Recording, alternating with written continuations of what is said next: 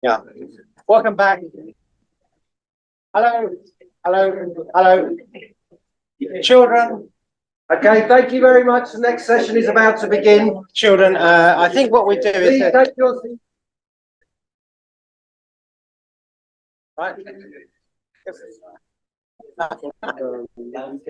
You must know this sound now. Okay. Well, welcome back after that splendid lunch, which I hope you enjoyed.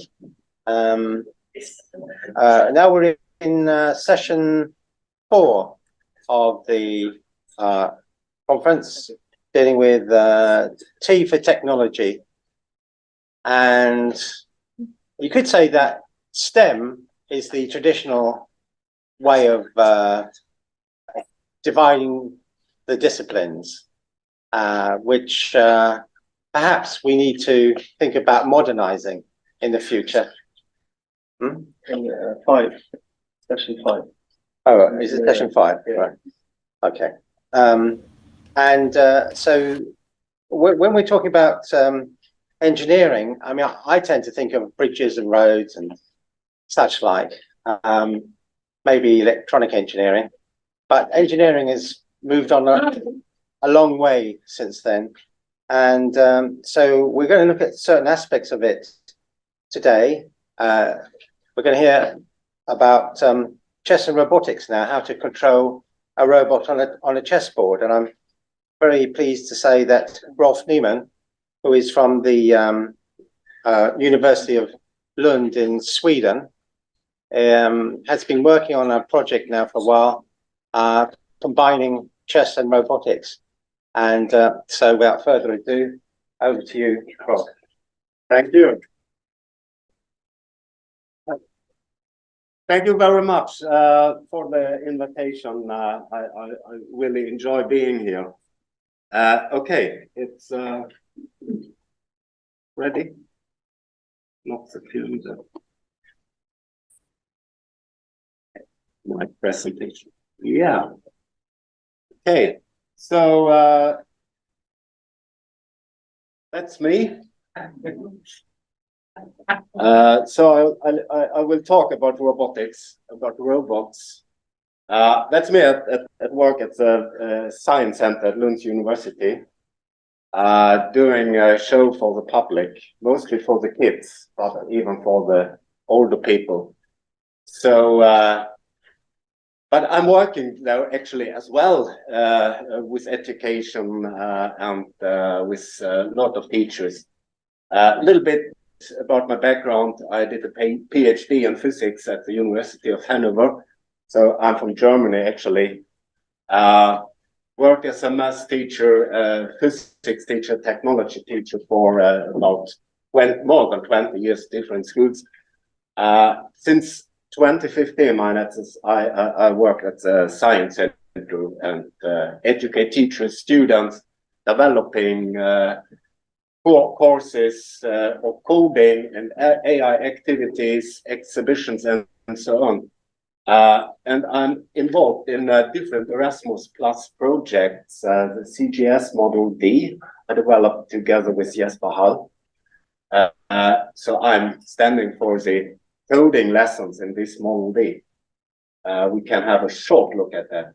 And then I'm in the chess coding and AI project with Paolo will present for you in about half an hour or so.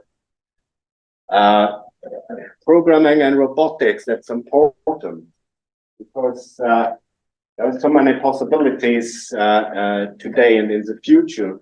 And AI and augmented reality, Internet of Things, human enhancement, everything is coming more and more and more and more. You won't be sitting here if you didn't use all the four of them. Some of you have a chip in your arm, flipping maybe at the train or paying. Isn't it a little bit annoying to have a mobile phone all the time to pay at a restaurant with your mobile or going by train? Much better to have it in your arm. It's £20, okay. It will be here in the future. It's not so far away. It's about 70% of every jobs in the world will be replaced in the next 10 years by a robot. So the younger of you already think about what will you work with in about 10 years, because there will be a robot replacing you. For example, a teacher, a robot is much better to explain mathematics than you are, maybe. Or you as a chess conference, of course, the robots can explain chess much better. They're much faster playing chess and winning, of course, as well. So the next chess master is maybe an AI. We don't hope it will happen like that, but it's possible. So we have to deal with this and see not only the negative challenges, but the possibilities of AI and robotics. And therefore, it's important to look at it. When you're doing both robotics and coding, you think logically, step by step, in abstractions, you construct abstractions. You have to write accurately. Everything you write has an effect. About fantasy and creativity, you have to explain to each other, and cooperation, it's important. And that's the same skills in chess. You see, we heard about that earlier. So why not combine it? And why not to try to put a robot on the chessboard? But before we do this, I like to show you some basic of coding. In Sweden, we used to talk about these four basics in coding. It's sequence, alternative, repetition, and abstraction. You can have other names in other countries, of course, but this, if you think about the basics in mathematics, is plus, minus, multiplication, division. If you can plus, minus, and so on, these four basics in mathematics, you can a lot of mathematics, not all mathematics, but a lot.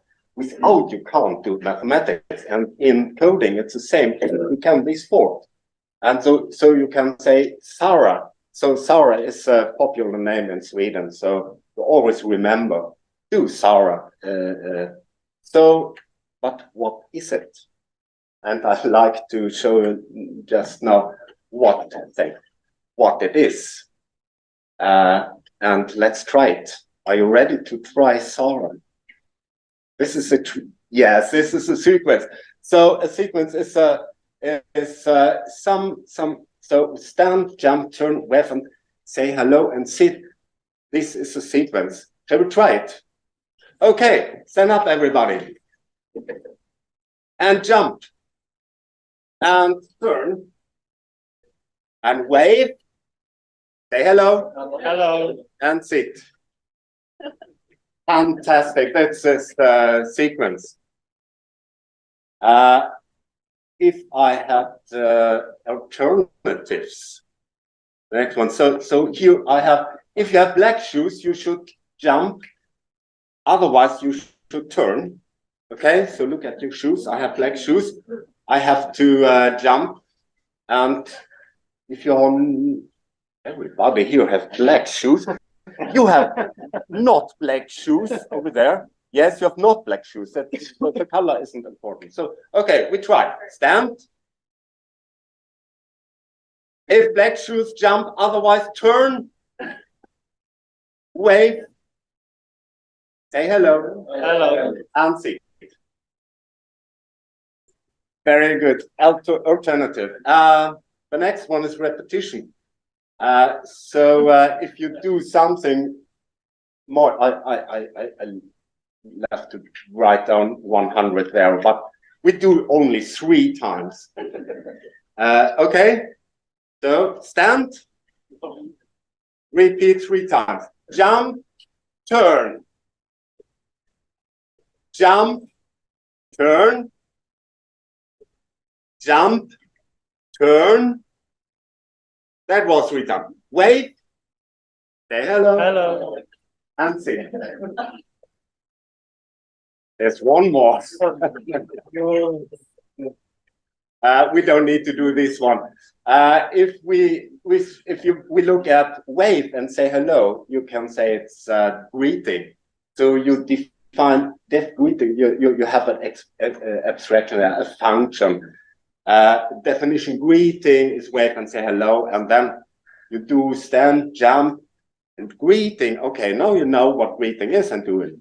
Okay, so this is the 4 basic, and you can call it star. So sequence, alternative, repetition, and abstraction.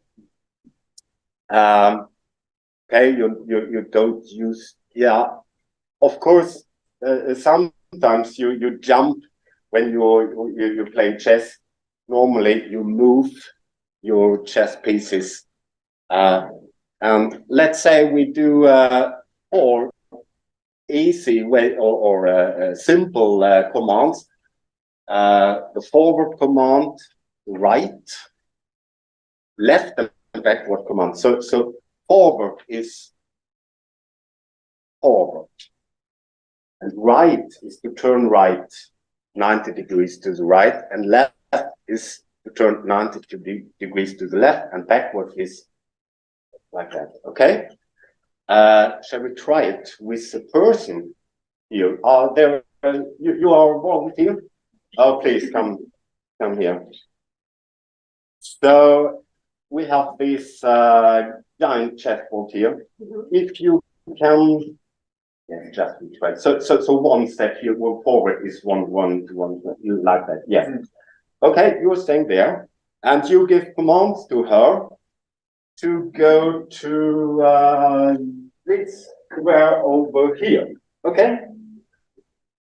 Yes. Some suggestions from the public. What shall Left. Turn left. left? Okay. Yes. No, only 20. Yes.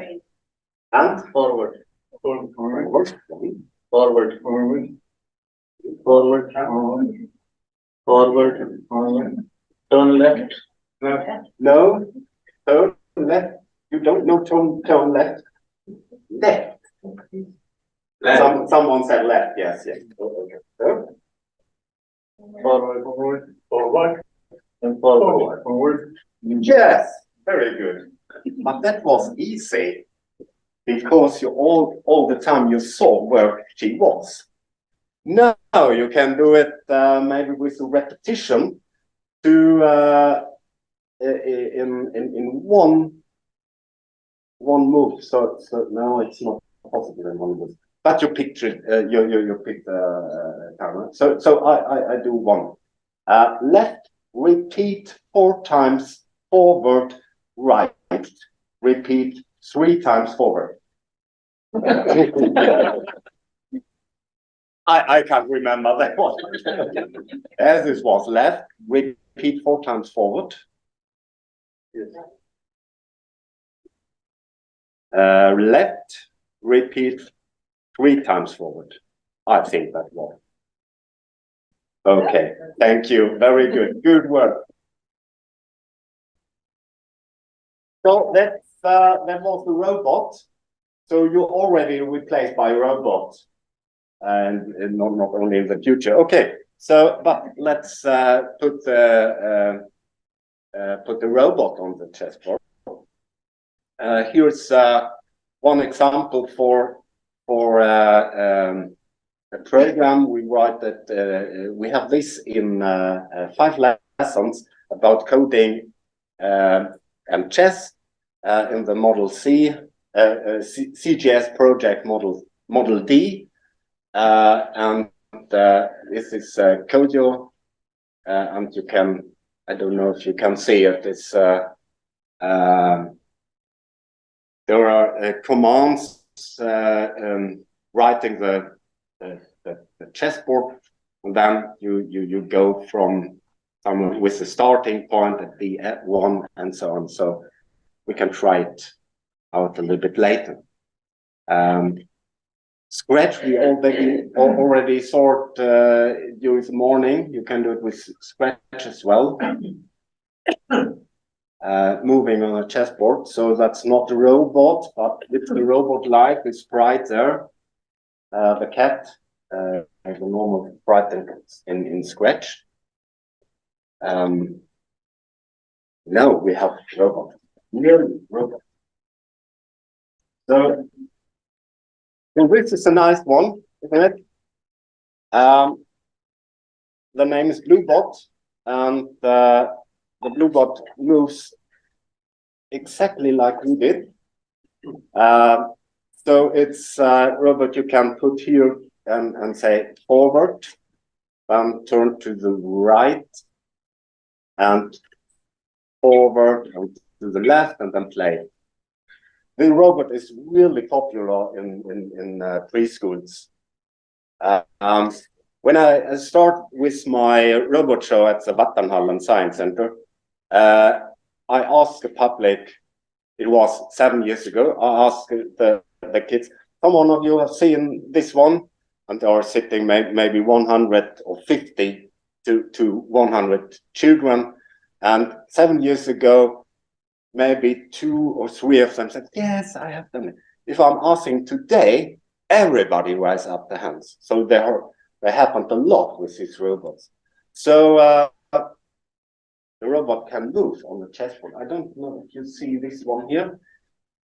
So what shall we do? Forward, right, forward, forward, left. We will see. So I put the robot here, and we go.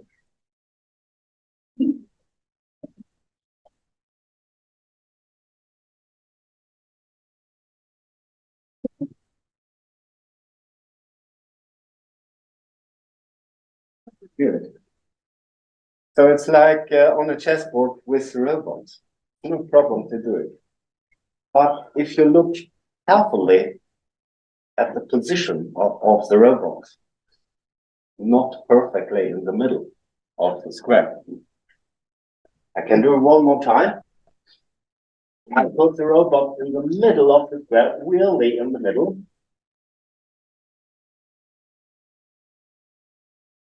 And I'm hoping for a 90-degree turn. And I'm hoping for the robot we're doing right to move, it's not really in the middle. I programmed the robot to get the step, so move forward, and he will move forward for about some centimeters. So I don't know if everybody see these squares are made for the blue bot robot.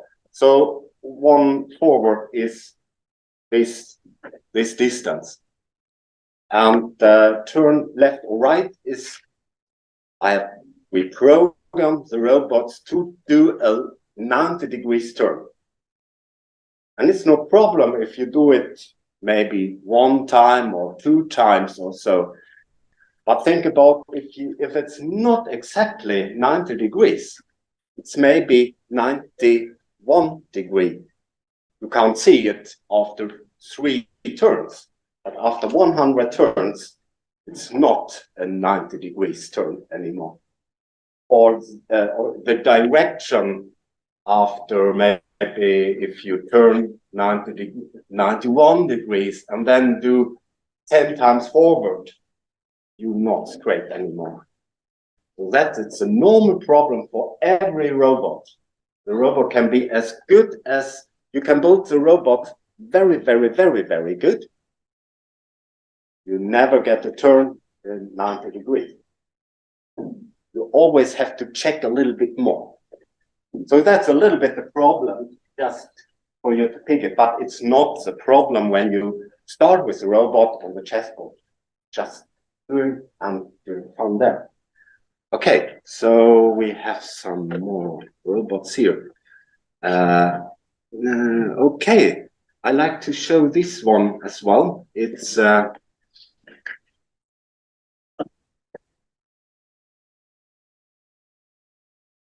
there is an app for this robot.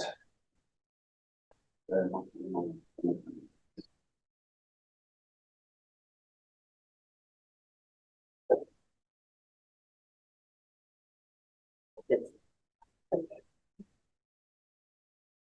I brought to be assistant. Yeah. Okay. Yes. Okay. Now we have connected, and I can show it here on the camera.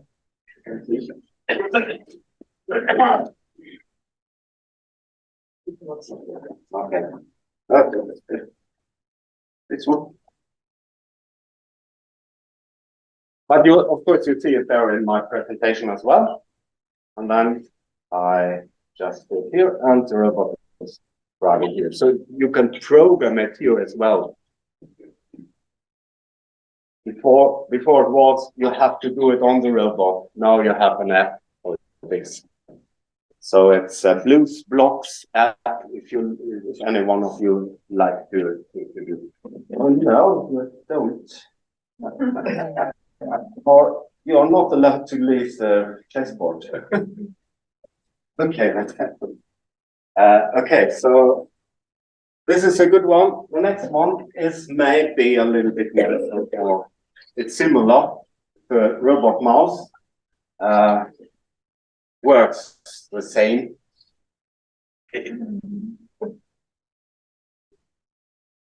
Okay, this robot needs other distance, of course. It's a little nice one as well. Yeah. Here we have a robot, really big one. The name is Edison Robots. It's a robot made in Australia.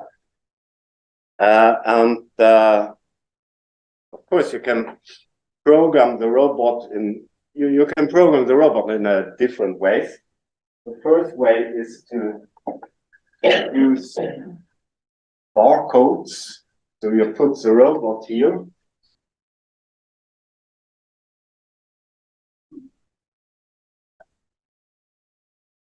I take another one. Sorry. So with this robot, putting the robots there. Oh, and then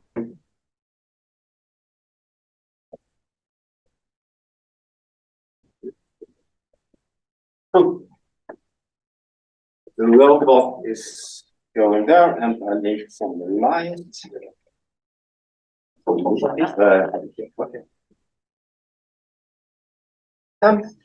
Yes.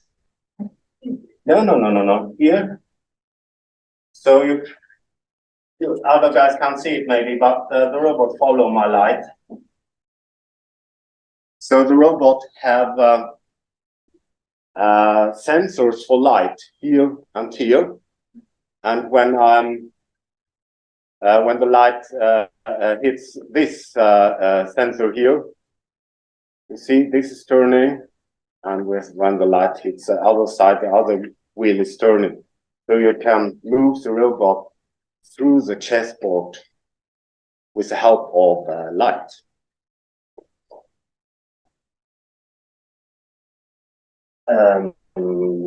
Yes, or you can put something else into the robot and program the robot with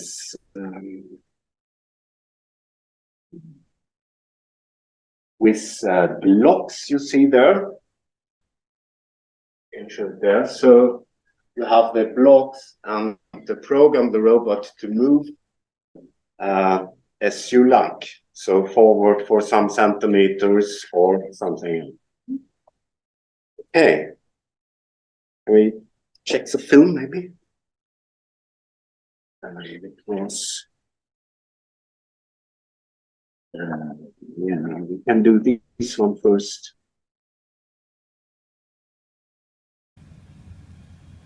Yes, there you see the blue bot moving with the. And then the next thing,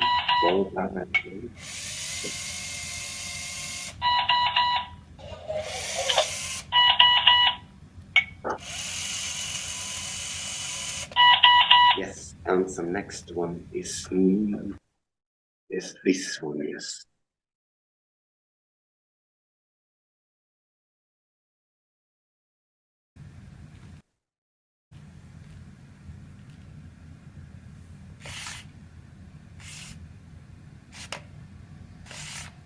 Okay, so you see you can do it on the chessboard as well with small robots.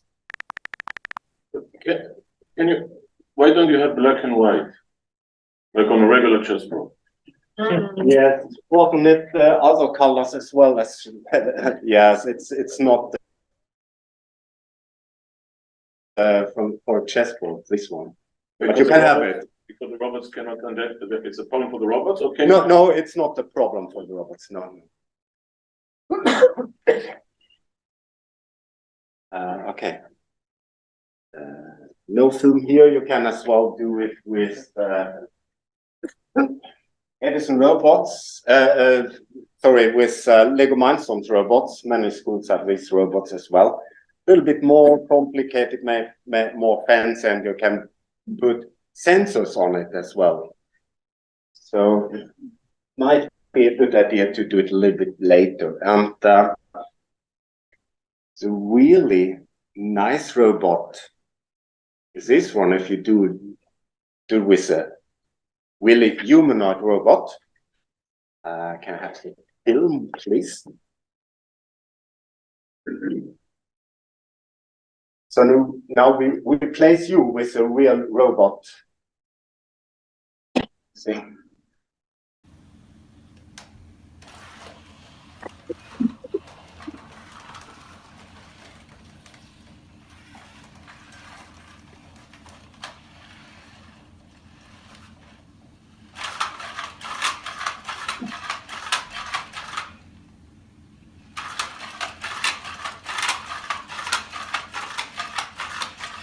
Yes, very nice, thank you.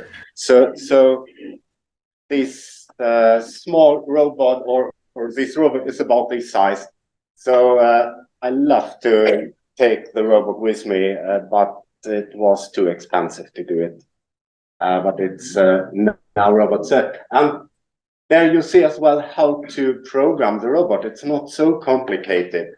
So don't think robots are very, very, very, very complicated. In Sweden and where we live in the next town, nearby in Malmö. The schools have 10 of these robots. So every robot is about 10,000 euro. So they have 10 of them, and the kids are actually programming in these robots. They use them to learn Atkins, or what's the name? Zeichensprache. No. Signing if you cannot hear. Symbol language. Symbol language. Thank you. Yeah. So they can't do every sign, but it's really interesting that they use robots to learn these things, because they don't have enough teachers doing it. So it's really interesting. So why not playing chess with these robots? Very nice. Okay. So the last thing I think I have here.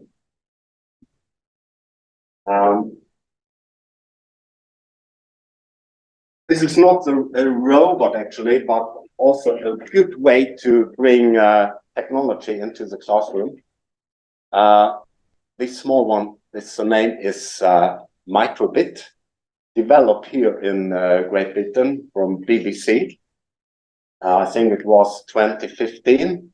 They launched it and sent 1 microbit to every kid in the whole country for free. Every 12-year-old kid got one of these microbits free.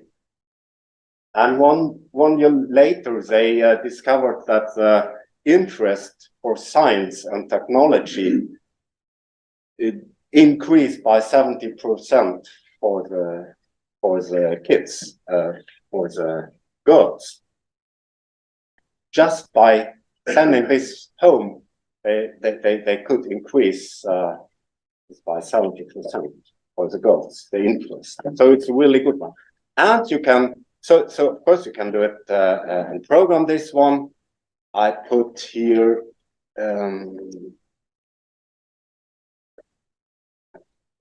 computer on, of course. So yes, one more time. You see it?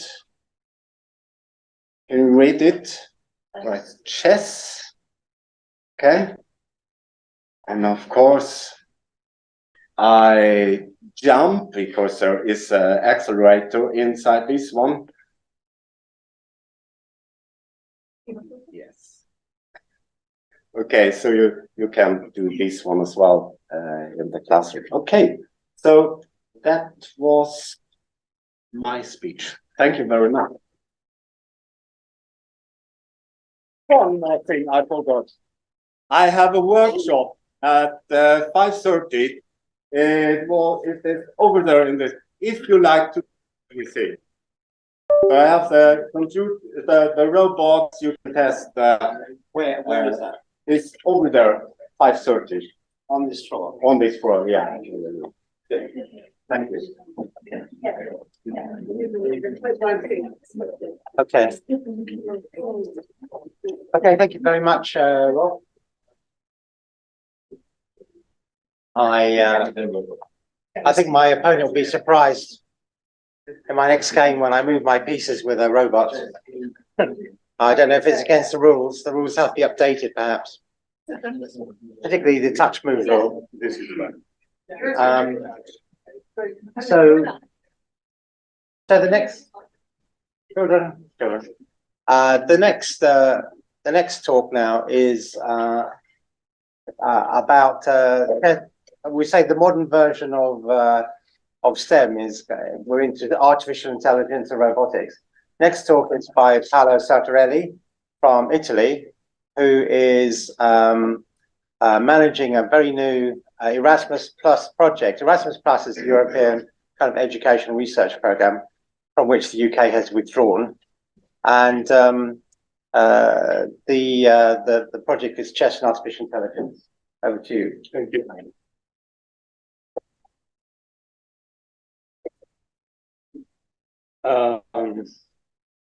Good afternoon, everybody. My name is Paolo Sartorelli, and you possibly can guess from the name and also from my accent in English that I'm Italian. Here I represent the Austria Culture Center of Milan, that is the leading organization of this project. The project started a few weeks ago. So somehow I'm an outsider because everybody has been presenting a past experience. And I'm going to tell you something that will hopefully happen in the next months. The project was approved a few weeks ago and will be completed by November, December 2023. So it's a very short project. And I was appointed as project manager because that was my job for about 20 years. So I'm not a specialist in chess, neither a specialist in artificial intelligence, but I hope that this project will bring interesting perspective for the movement of chess in education. What are we going to talk about?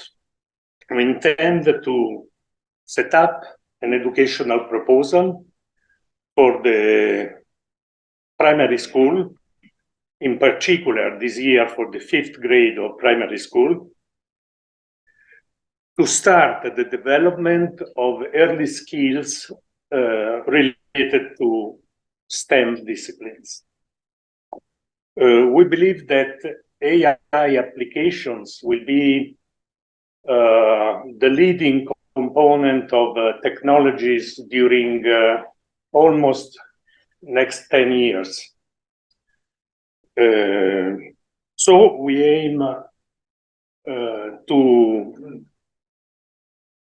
consider this small project as a kind of first step of a larger follow-up project that is aiming at a comprehensive chess and artificial intelligence proposal for the whole cycle K1, K8, the 8 first levels of primary school.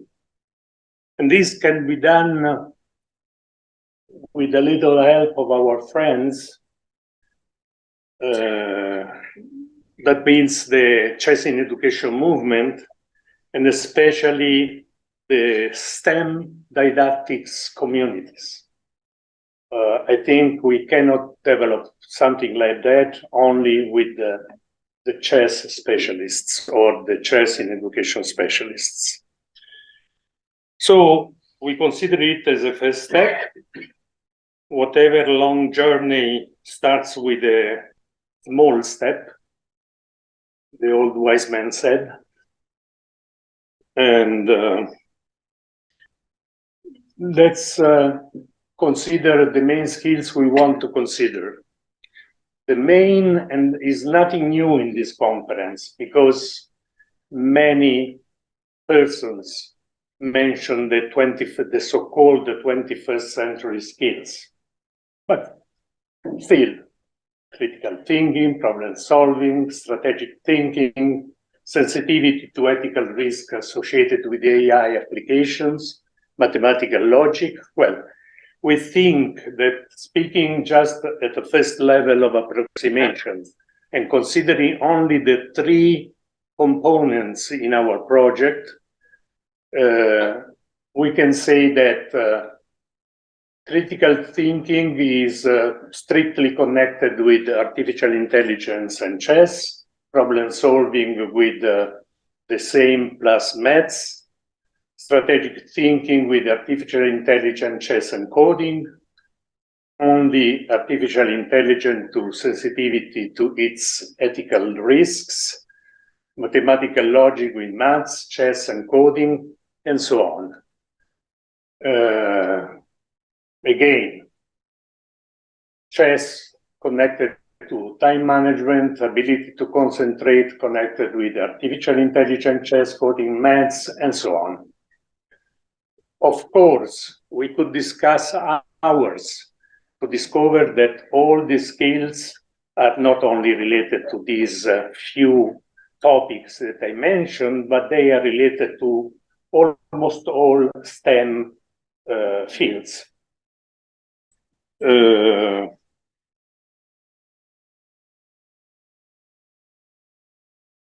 So, what we call the 21st century skills. A few words about the current context of the project. As I mentioned, it's a small project, just a pilot. It has a short duration, less than 1 year.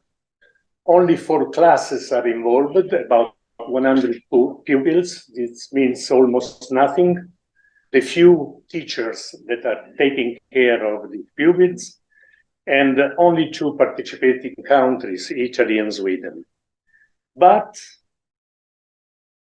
as I insist, we consider the first step for a larger action. Let's see which might be the potential of a possible follow-up. Let's say that we would like the participation of 4 or 5 European countries. We would like to have also a few extra European countries participating. We would like to consider a duration of 4 years, at least, maybe even more. It will depend on the setup of the project. And we would like to have 1,000 pupils and some 100 teachers involved. But at this point, we could say that this is not anymore a project. This could be a program rather than a project. Now, maybe especially for not European people, the difference between a program and a project is not so clear. I just make an example. From 1995 to 1999, the European Union conducted in 13 countries of Central Eastern Europe a program. It was called the FAR Multi-Country Program for Distance Education. The idea was to develop distance education in 15 countries. So Hungary, Poland, Czech Republic, or Czechoslovakia at that time, and Bulgaria, Romania, Slovenia were part of the countries involved. There were 30 projects aimed at the development of distance education. There were 13 national units, and there were 40 institutions participating in an institution building program. So altogether, there were also 3 studies, 3 special studies. Altogether, there were 86 projects that were constituting the program. And that time I had the honor and the burden to be the chair of the program coordination and monitoring unit, and I enjoyed it very, very much. So another occasion of project management. Back to our presentation. In this case, we should involve Erasmus Plus for funding any activity in European Union schools, and also international partnership, that is the program of the European Union for international cooperation. And of course, the key contribution of STEM experts would be essential. You may say I'm a dreamer. I'm not the only one. I hope one day you will join us. We will see what is coming. Where are we coming from? Or in other words, what is our background experience? Now, you already met Jesper Bergmark-Hall, introduced this session of the conference. He's a person that is proactive in Chess Plus. He contributed to CGS project. He started many and conducted many projects in Sweden and Scandinavia. He's a highly skilled chess trainer. He's an expert also on the relationship between artificial intelligence and chess. And in my opinion, he's also open-minded to innovation in education. Alessandro Dominici, wizard of Alfiere Bianco in Italy. He was the originator of the Castle project, also the CGS project. He started and is conducting several big Italian projects. He has over 20 years of sound chess in education experience in all the range K1, K8. More, Prof. Niemann. You already know him. Huh? And he's also specialized in teacher education, and also in the CGS project, he took care of coding didactics. More, we have the CESAR, so-called CESAR, the Computer Science Education Research Group of the University of Adelaide in Australia. They have experience in introduction of artificial intelligence in both primary and secondary school, and they are highly skilled in training to teachers. Especially in Australia, they use very much distance education, and they produce a few MOOCs on training to trainers, including MOOCs related to artificial intelligence. Finally, Massimiliano Androletti and Anna Ragosta of the Catholic University of Milan are highly experienced pedagogues, monitoring experts. They will take care of monitoring of this project.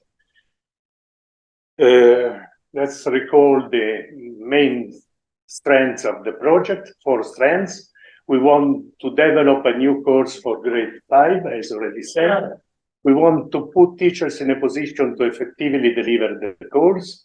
We want to pilot the course in 4 classrooms, so a very little task, 2 in Italy and 2 in Sweden. And finally, monitoring for the evaluation of the course impact.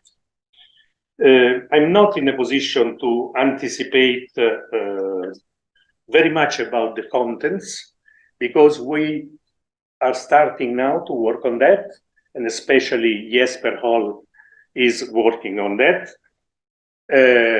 But I tell you, as due to who are the project partners: the Austria Culture Center, already mentioned, the Vattenhallen Science Center of the University of Lund in Sweden, in which Rolf Niemann is operating.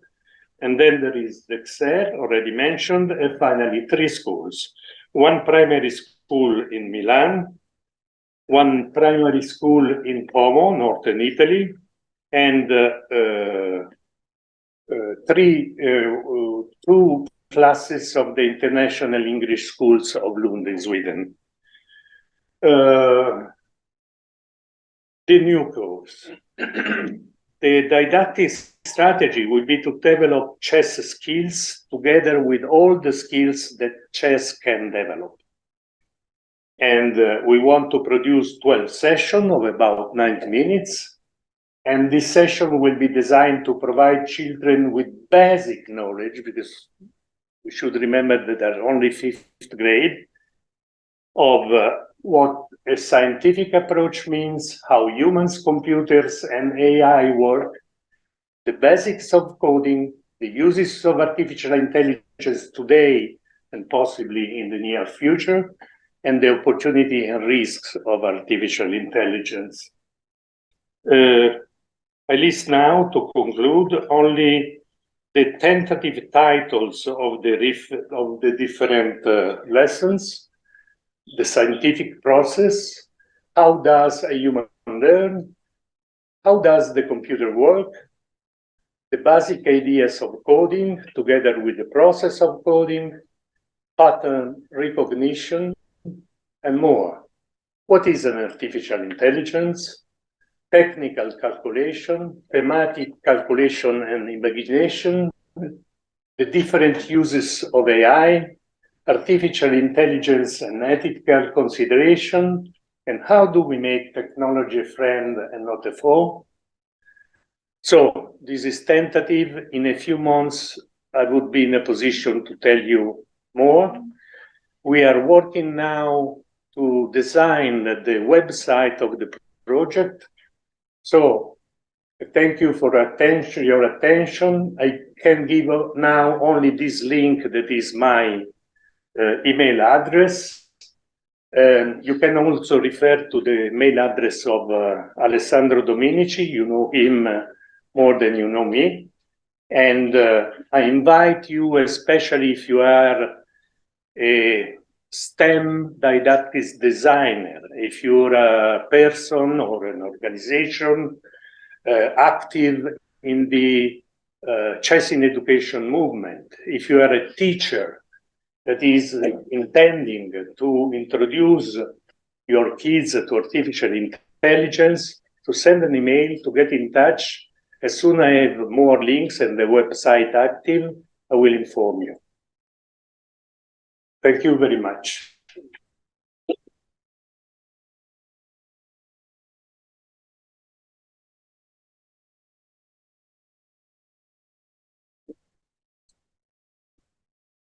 Okay. Thank you very much, Paolo, for that. I wonder if we just have a moment if there's a question from the previous two speakers, because they're essentially on the same project. Is there any question? Is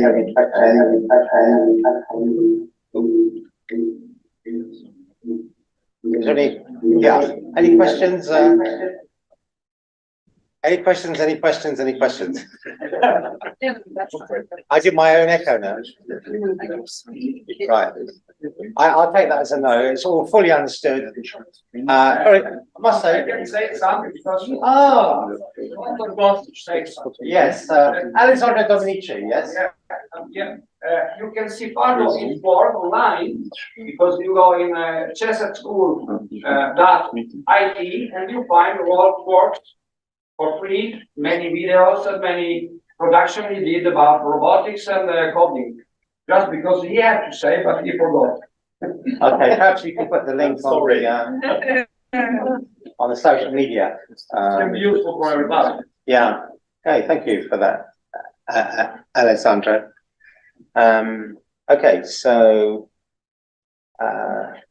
last year, in 2020 actually, we ran an online version of the conference. We called it Chess Tech 2020. And as part of that, I think we had a kind of new projects. And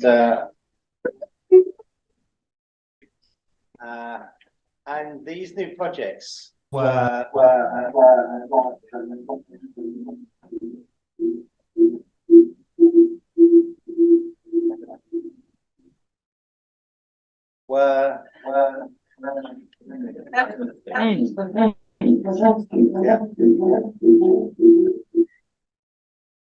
yeah, this is part of the entertainment. Well, it's technology in this session. Remember.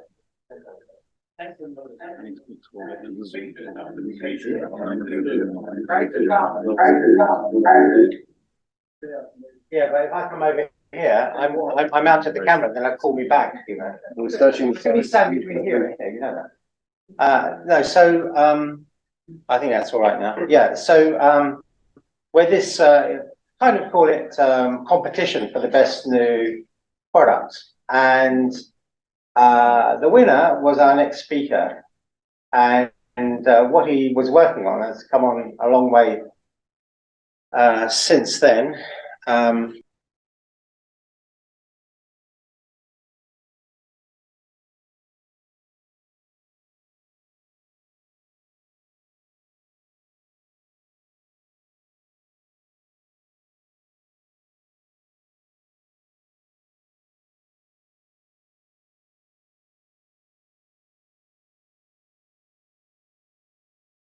This is software. Paweł will explain.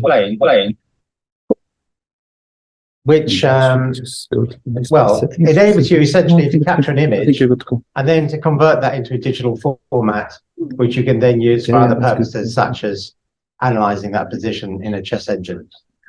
It's a dream product, and when you're ready, we'll that's the wrong slide. We'll make it a start. I could just point out here that Paweł is going to do this from his own computer, because we're going to look at pretty cutting edge software. He's going to give us some demonstrations. So I think that's something to look forward to. Yeah, thank you, John, for the introduction. So I'm Paweł. I'm the founder of Chessvision.ai. Okay, so that's actually my second screen, but second slide, but doesn't matter. So maybe just a warm-up question. How many of you even heard of Chessvision.ai maybe before? Okay, and how many of you use it? Oh, wow. Okay, so there are some people, but okay, John too. So, but maybe any one of you will learn something new today. I hope so, and I hope it will be fun. So this is actually a fundamental question, but yeah, really simple but fundamental question. So what a good technology should do? And I don't mean only in chess, but in general. And probably there are many answers to that question, but I believe there are two things that are really important. Oh, I cannot just, okay, it's working right now. Okay, so thing number one. I believe it should make our lives easier. So the things that we actually are doing and and we do those things repetitively. So I think that technology can step up here and help us with those things. So that's thing number one. And thing number two is that it should open up new possibilities. So make progress, advancements, and so on. So let's give some examples, and of course, chess examples, because why not? So making our lives easier. Well, imagine you want to play a game of chess, online game. So what do? You go to your favorite website, and you see that green button with the play text on it. You just click it, wait a second or two, and voila, a new game begins. How cool is that? And we all take it for granted. But actually, many things are happening behind the scene. And that's pretty cool, I think. And what about opening up new possibilities? So live streaming platforms like YouTube and Twitch, so we can enjoy all the great chess events, or streamers and videos. And that wasn't possible before those platforms. So let's talk about technology and what it can do for chess diagrams. So another simple and fundamental question. So what is a chess diagram? Well, it's a picture. So yeah, we look at it and we probably see some moves, some ideas, maybe tactics, depending on the position. And this diagram is from some website. But there are more sources of diagrams. For example, this one is from a book. And this one is from social platform like Twitter, because Twitter puzzles are really popular. And people solve it, and yeah, it's really fun. And also this is a video. And a chess video is usually, there's usually a presenter that is talking about the game. And the video is just a sequence of frames. And those video frames contains diagrams. So that's another source of diagrams. There are many sources of diagrams, basically. So also, nowadays, we have many chess resources available, like engines, games databases, video courses, books, and all those custom software that is being built basically every single maybe week or so. So how do we use those awesome chess resources with diagrams? Any ideas? Well, maybe this is one idea. So we look at a diagram, we open our favorite website with a chessboard editor, we set up pieces to match the position, and we have a fan that we can input, for example, to a chess engine. Well, that's one way, but that's a waste of time. That should be automated. This is just stupid. And here we're, okay, so that's the proper way to do it. Of course, we use technology to do it. Yeah, so Chessvision.ai is basically like a way of using all those awesome resources that we have for our diagrams. And it aims to do that for as many resources as possible. So one such resource is a website. And with our browser extension, you can scan a diagram basically from any website in a second. Another such resource is just pictures, like in chess books, for example, and you can use our mobile apps to do that. You just install our app, take a photo, and voila. And another source of diagrams is, of course, social platforms like Twitter, Reddit, and this is Discord, for those of you who don't know that icon. Okay, so let's try it out, actually. So if any one of you has our app, you can feel free to scan that picture, maybe. I will do it myself because we will need that diagram later. So I'm just taking a photo, maybe from my screen. And by the way, this is a famous position from a game from a few years ago. Yeah, let me just maybe take a picture of this. It's going to be better probably. Hope it's going to work. Is it working? Probably. Yeah, seems fine. Okay, and I'm going to save it for later because we will use it. Okay, and now I'm going to switch my screen to Twitter. Hope it's going to work. Yeah, pray for that.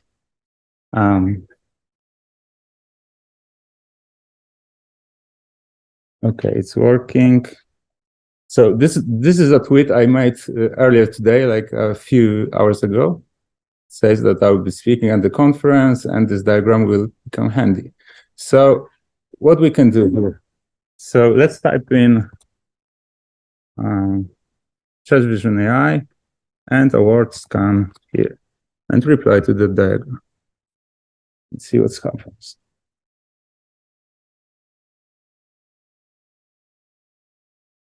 Probably it's going to work. Yeah, and now I click on it, and you see there's a reply from our account that gives links to analysis, both on chess.com and on Lichess.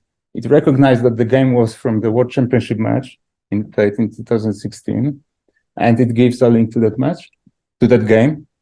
And it suggests an engine solution, says that white has mate in 2, and gives a continuation. And also there is a link to videos that cover that game. So you can use it like that on Twitter. And let's go back to the presentation now.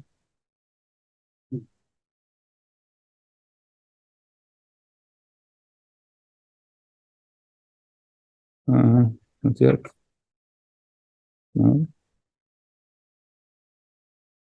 Something's wrong. Sorry.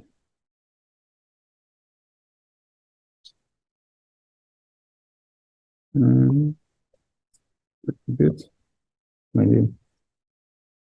No, it's not working. Back to your screen. Yeah, but I see something like that.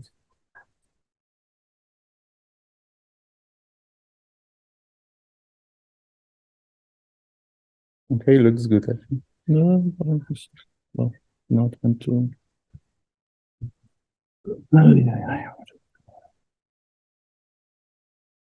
If I find the mouse thing,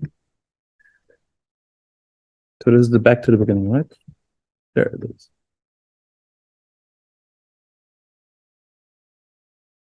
Okay. Okay, so we just need to go back to a couple of slides. Yeah. Okay, so that was about making our lives easier with diagrams. So if any of you have our mobile app, for example, there are wonderful chess diagrams upstairs. You can just scan those diagrams and and see what the engine says, for example. So what about opening up new possibilities? Well, it's time for more demos. And first demo will be for chess ebooks. So basically ebooks in formats like PDF, EPUB, maybe Deja Vu. And the second demo will be for chess videos. And so some cool things you can do with the videos. So I'm switching back to my browser. Yeah, let's try again. Yeah. Oh, but we don't want Zoom here. No. Oh shit. No, this is not what we want to. So you want to go where? To my browser.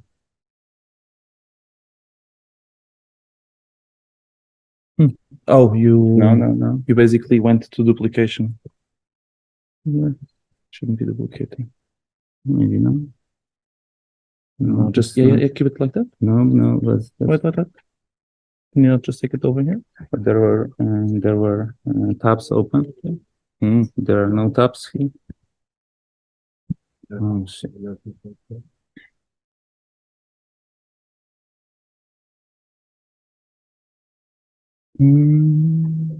So where's So okay. But there are no tabs. Yeah, there are. That's okay. No. Let's just do something like this. Yeah, I'm going to be here. Okay, I think we're good. Just to mirror the screen. Yeah, should work fine. Okay, so this app is for chess ebooks, and let's open some ebook. So here's our ebook, and we see that there are diagrams, and here is an interactive chessboard. So this book has already been analyzed by the app, so we can just double-click on any diagram, and it will open on this analysis board. And we see there are many resources also available besides the engine that I can just turn on right now, for example. So the engine provides evaluation. But there are also resources like Chessable courses, for example. So if I click on that, it will show Chessable courses covering that position from this book.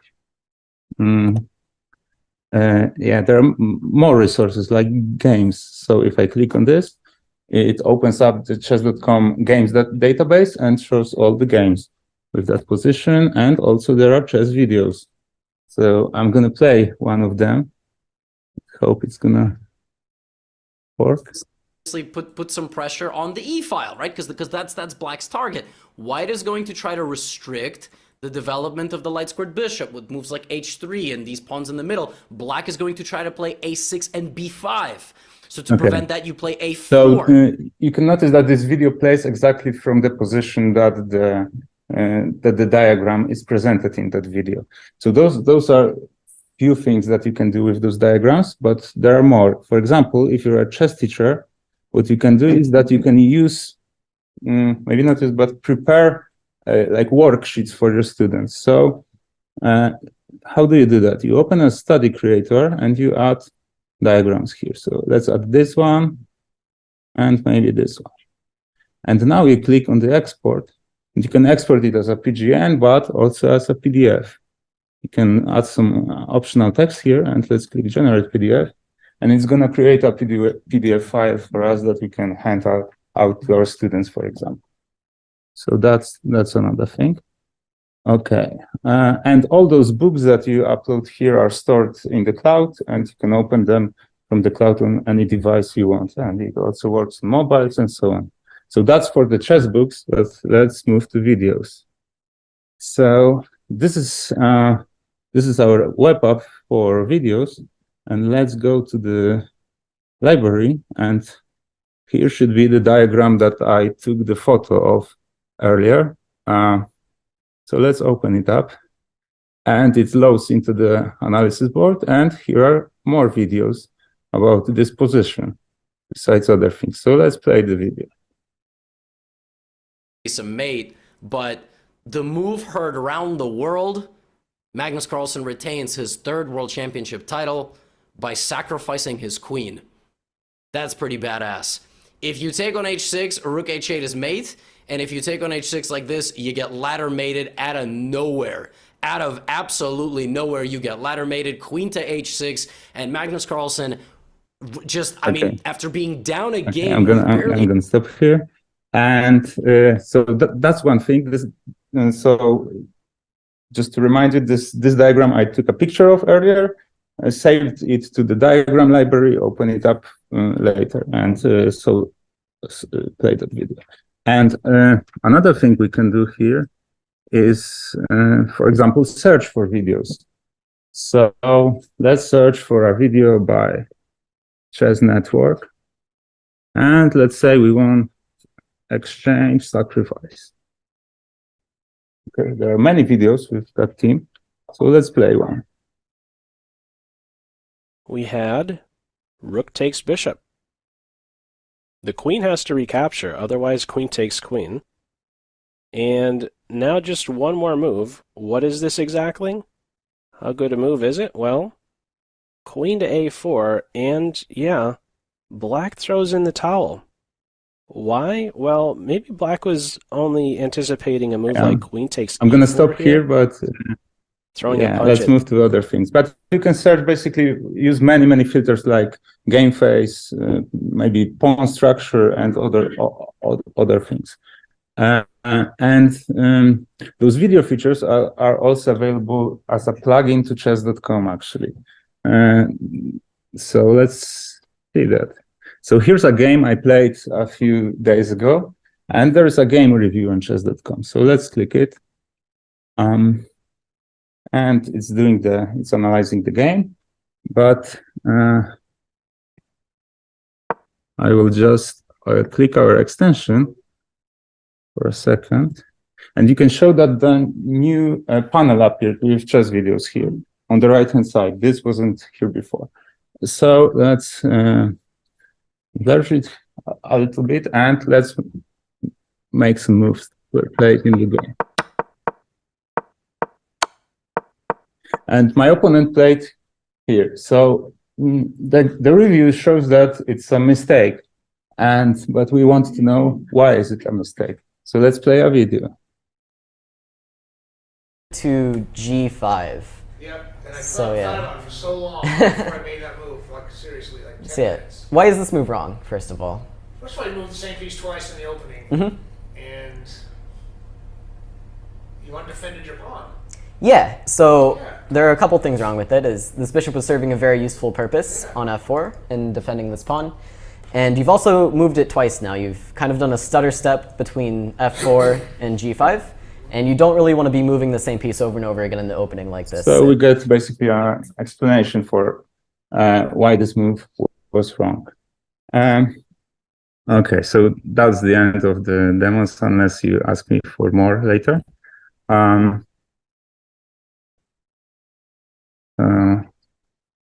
Let's switch it back to the presentation. So let's wrap up with some numbers. So there are 150 or more than 150,000 scans with our apps per day. So that means using the browser extension or the mobile apps on social media platforms. The database has analyzed over 30K chess videos, and there are over 30K ebooks analyzed by the reader. And another like fun maybe number is like the team size is 1. So if you have any questions about anything, whether it's technical or not, about the journey, maybe the future, I will be delighted to answer. And that's all. Thank you.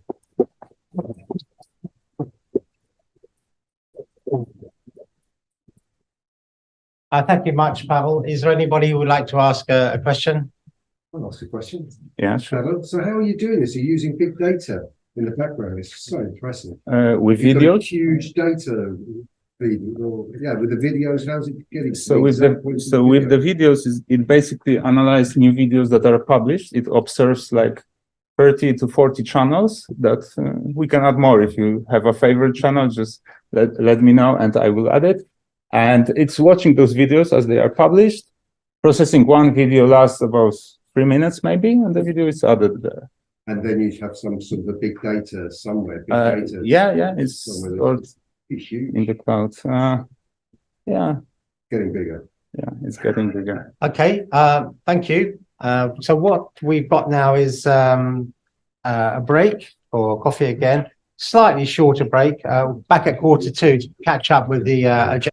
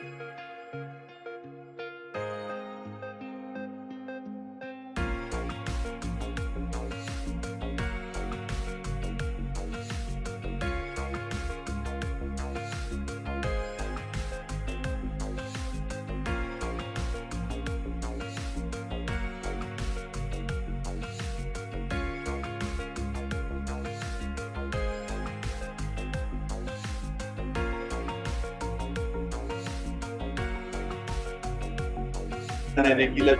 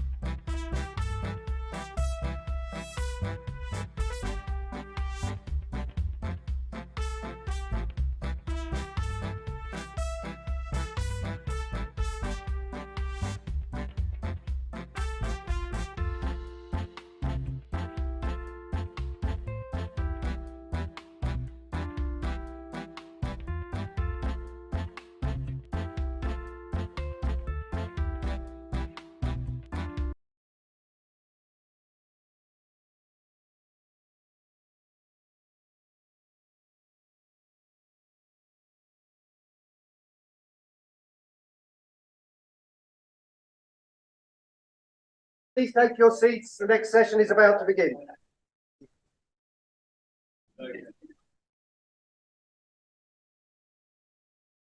Okay.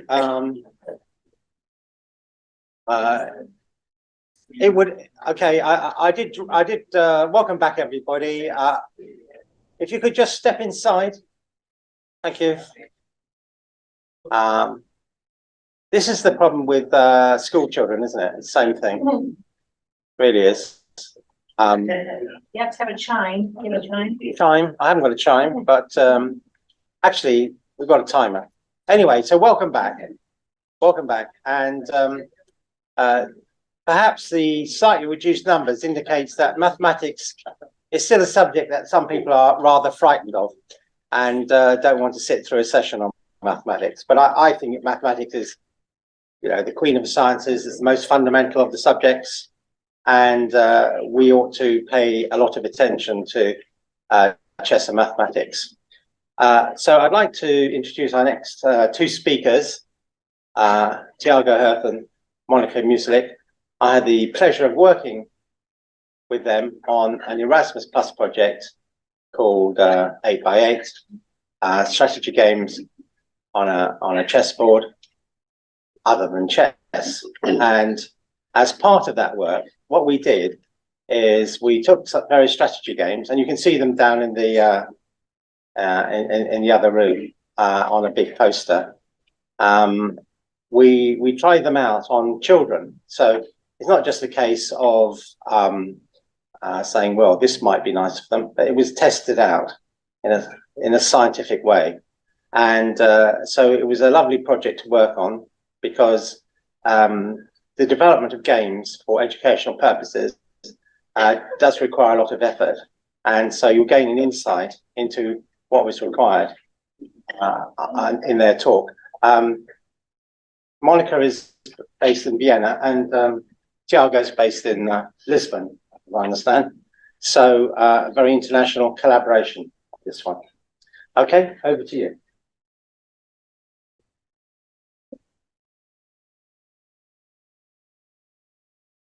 So I am Tiago. And I'm Monika. And we are doing similar work in different fields. I'm a math popularizer. I popularize math. And I teach didactics of mathematics for primary school up to secondary level. And we do this at different places. Yeah. I work in Vienna, and I'm the head of House of Mathematics. And House of Mathematics, thank you, it's a science center just dealing with mathematics and not science. Yeah, we have a world, we call it a world of exhibitions. You see there many exhibits, and this science center is used by pupils, but also by the students of our university in lecture courses.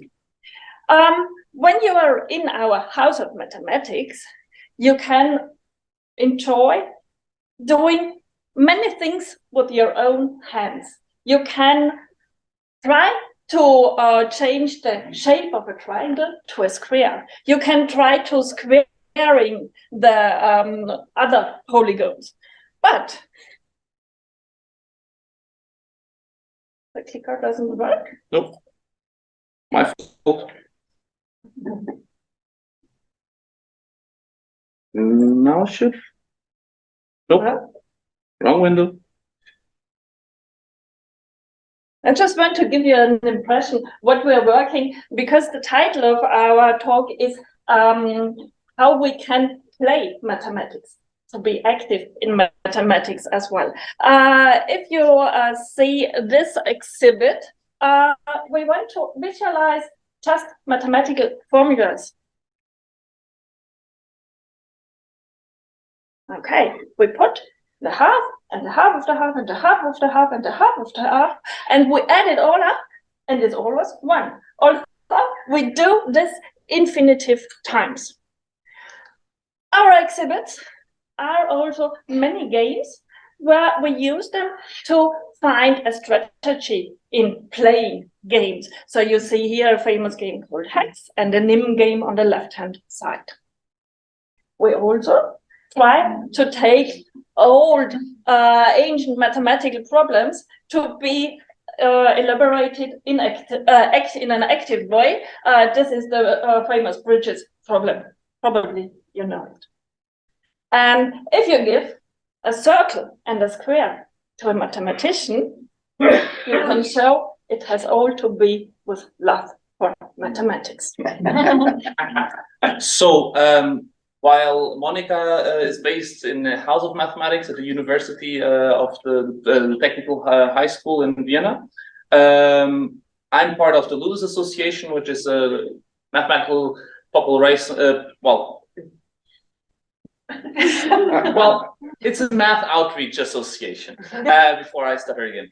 And we collaborate with multiple places. We have an exhibit at the National Museum of Natural History and Science just about games and the mathematics of games. We work with schools and teachers where we have games kits for multiple games. We organize scientific conferences, and that's why you might have seen me try to help out with some of the technical parts here. By the way, great, big congratulations to the whole team, to the whole conference. John, Alexis, Brigitte are doing an amazing work to make things as smooth on the internet and in present. It's been a lovely conference so far. But we also have a national championship just of mathematical board games in Portugal. So these are some pictures of the final. So in the final, about 2,000 kids come together and they play 6 games in 6 different categories, depending on school age. And if you want to know more about that, come and ask me. I could just give a talk just on this. But the part where I'm a little bit more involved in is the mathematical circus. We have a popularization project, which is the Cirque Mathematique, and we have multiple events, and we go to schools, we do magic, and we try to plant a seed inside of people's heads. We don't want everyone to become mathematicians. There's not enough work as is for mathematicians, so we don't want competition, but we want them to like maths. So a little bit like with chess. Also, we publish multiple scientific journals. I'm assistant editor of the last on here, which is the Recreational Mathematics magazine. But there's also one on board game studies, which is anything concerned studying board games, and one for mathematics in primary school. All of them are in English. I recommend just checking them out. If you go to our webpage, you'll find everything on there. Now, there's a very big link between mathematics and games and play in general, right? You want people to be concentrated. You want people to actually visualize what they're doing. You want them to think first before they act, and you want them to both in a level of abstraction and practicality to weigh their options. So what can they do and what they cannot. And yeah. Now it's a hard task for you. We have to put on the glasses and take a view on mathematics education with the view of an educator. In educating mathematics, we have to link 2 big topics together. Mathematical topics must be linked to mathematical processes. If we talk about the mathematical topics, you all know this stuff, this hardcore mathematics, yeah? Numbers and measures, variables, functions, geometric figures and bodies, and data and chance, just to name some of those. And what's so essential in mathematical education is to link them in a mathematical processes. And when I put this one on the screen, you see, this connects to chess. Model, solve problems, calculate, construct, represent, interpret, assume, reason. So the task in mathematics teaching is to combine these topics and processes as good as possible for the kids. Heinrich Winter is a famous didactics person of mathematics in Germany, and he stated 3 experiences children should have joining mathematics lessons. The first one is to perceive and understand phenomena of the world around us, which concern or should concern us all from nature, society, and culture in a specific way. The second one is Kids should get to know and understand mathematical objects and facts represented in language, symbols, pictures, and formulae as intellectual creations as a deductively ordered world of its own kind. And the third one is, in mathematics education, the kids should have the chance to acquire problem-solving skills that go much beyond the mathematics in the confrontation with tasks. So these are the three very famous experiences kids should make in mathematics education. The last one, these heuristic principles, you can teach following the steps of Paolo. Probably you know these steps, so I go past this very quickly. First is you have to understand the problem. It is often very hard for kids to get into the task, so you have to state what to do. What are our basic facts we are building up our process work? Then we make a plan. There are some questions help. Does it be proper to make an orderly list, or just guess and check, or drawing a diagram and something like that? And after I made a really good plan, I carry out the plan. And the fourth principle is really essential due to Paolo, because if you look back and reflect, what worked, what were the milestones which brought me forward, this gives us much confidence in solving the next mathematical or extra mathematical problems. I skipped this, you can just read it because we heard it today. That's the thing when you have your talk in the evening session, many of the stuff is already just spoilers for our talk. Oh. So, pass on to you again. All right. So this actually brings us to the topic why me and Monika are together on stage and not speaking independently about these things. Well, we do very similar work in different areas. But we came together with the project, which is called 8x8 Games, which has multiple people in the room also who took part in. So John, Stefan Löffler, Rita. So all of us were part of the same project. And there's the team picture. Some people who could not be present here, unfortunately, George Nunu, and Jerome, and yeah, I think those are these are some pictures. As you can see, it was a multinational team with people from France, from Austria, from England, from Portugal, but which also had impact in other countries like Serbia, Norway, so just to name a few. They're the picture people playing. They're playing on chessboards. But don't be fooled, that's not chess, that's an 8x8 game other than chess, which is the name of the project. We had the chance during the project to do a new exhibit for House of Mathematics, and it's an 8x8 board, not checkered, just plain 64 squares and some boxes. We will show you what we did.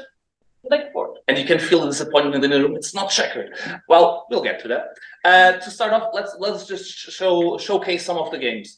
So this is called Slime Trail, where you have a moving piece which moves exactly like the king in chess, with one exception is that it kind of drops a blocking piece, like if it was a snail that moves only one square and leaves a trail where it cannot cross. To show you this, here are some moves. And what is the objective of the game? The first player to play this piece, both players play the same piece, and this is an important part. The objective of the first player is to get to square one. That's the lower left on the board, and the objective of the second player is to get to square two. That's the upper right of this board.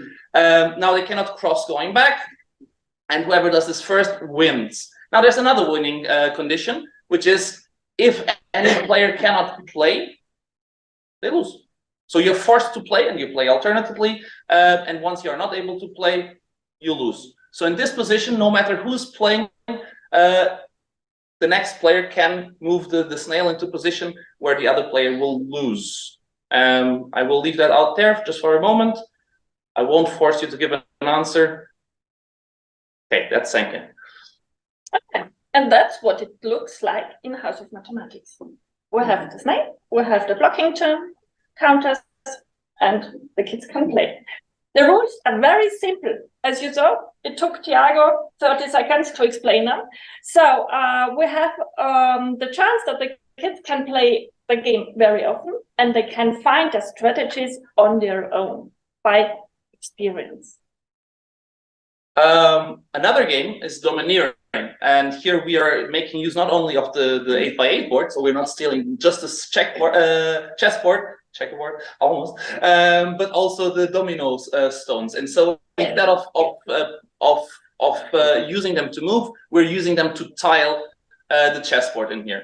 So basically, there are two players. One will play vertically, the other one will play horizontal, and they will play alternately. And this is just to demonstrate the game. They're playing alternative, one red, then one green. The green player, I believe, will lose the game because now you can see the red player has 4 moves left. I'll just blend this in one more time. And the green player, unfortunately, only has 3 moves left. So there's a point at which it's very easy to determine the final state of the game. At the very beginning, it might not be as obvious. And again, you can see it, you can play it at Vienna at House of Mathematics. If you have look at this picture, they are fancy pieces to play with.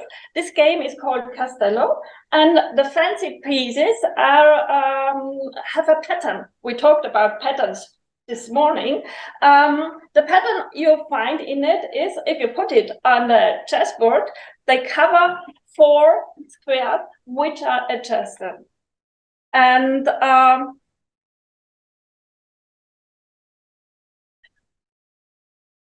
this is just a situation during the game. But what we did here, you can read the rules on the 8x8 project here. But what we additionally do, can you click? And one more. Click. Yeah, I just want to know that we try to integrate the games into a learning environment. And I like the idea of STEM, but I like the idea of STEAM. Do you know STEAM? The A coming in between means art. So you can have the kids to explore the part you are using for this specific game Castello, and we tried to do it in GeoGebra as well, so that the kids have a chance to do digital movements for learning mathematics. GeoGebra is a very good program which is used in Austria at many schools, and we try to use it also in primary schools. And so these are the first steps, but we also did a video on how to create these pieces you need for playing the game. All right, just to go back to this, if you want to go to this webpage, there is a game manual where all the rules of the games are online. You can just go there. There are discussions, there are problem sets. So this is a really nice material that was produced as a result of the project we were in. So yeah, highly recommend it. The book is in English, Portuguese, or German. If you want to translate it into any other language, be our guest. Now, for some audience involvement in this presentation. People are going wild, okay? Can you hear us? Are you still with us? Yeah. Raise your hands if you're still with us. Ooh, okay, no, over there, no. All right. So here's a small thought experiment. I have a closed loop of string, a piece of rope, okay? And here's a question for you, okay? Let's make a rectangle like this, okay? Can everyone see the rectangle? All right. If we move our fingers upwards, just like this, okay? Now, what will have happened to the hole? And I give you 3 options so you can think of them, and then I'm gonna poll the audience. Did the hole become bigger, smaller, stay the same, or none of the above? Okay, those are the options. Who thinks the hole became bigger? Roughly a fifth of the audience. Who thinks the hole became smaller? That's 1/10, perhaps. Let's go. Who thinks it stays the same? That's the majority. I guess 2/5. Who thinks none of the above? And the rest of this is abstention. Okay, almost like votes in Portugal. Now, the correct answer it doesn't stay the same. That's the intuitive answer that most people actually have, because it seems like the perimeter. Well, the perimeter will stay the same, of course, but what happens to the area? Well, the area actually gets bigger, because the closer we get to the square, the more of the perimeter we can actually use for the area.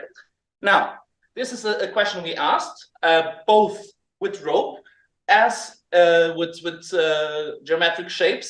Then we asked the opposite question. What happens to the area and what happens to the perimeter? And we asked exactly the same question. And finally, we asked exactly the same question with numbers.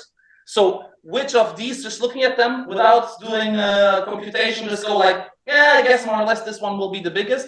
Is it the first, the second, the third, or the fourth? Anyone in the audience?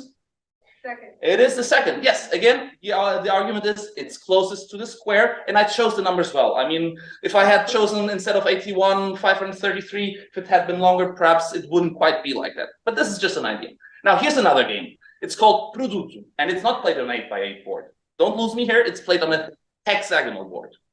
Now, there are two players. Both players can play both colors, but there's a player color red, and there's a player color green. It's already very confusing, but easy to play.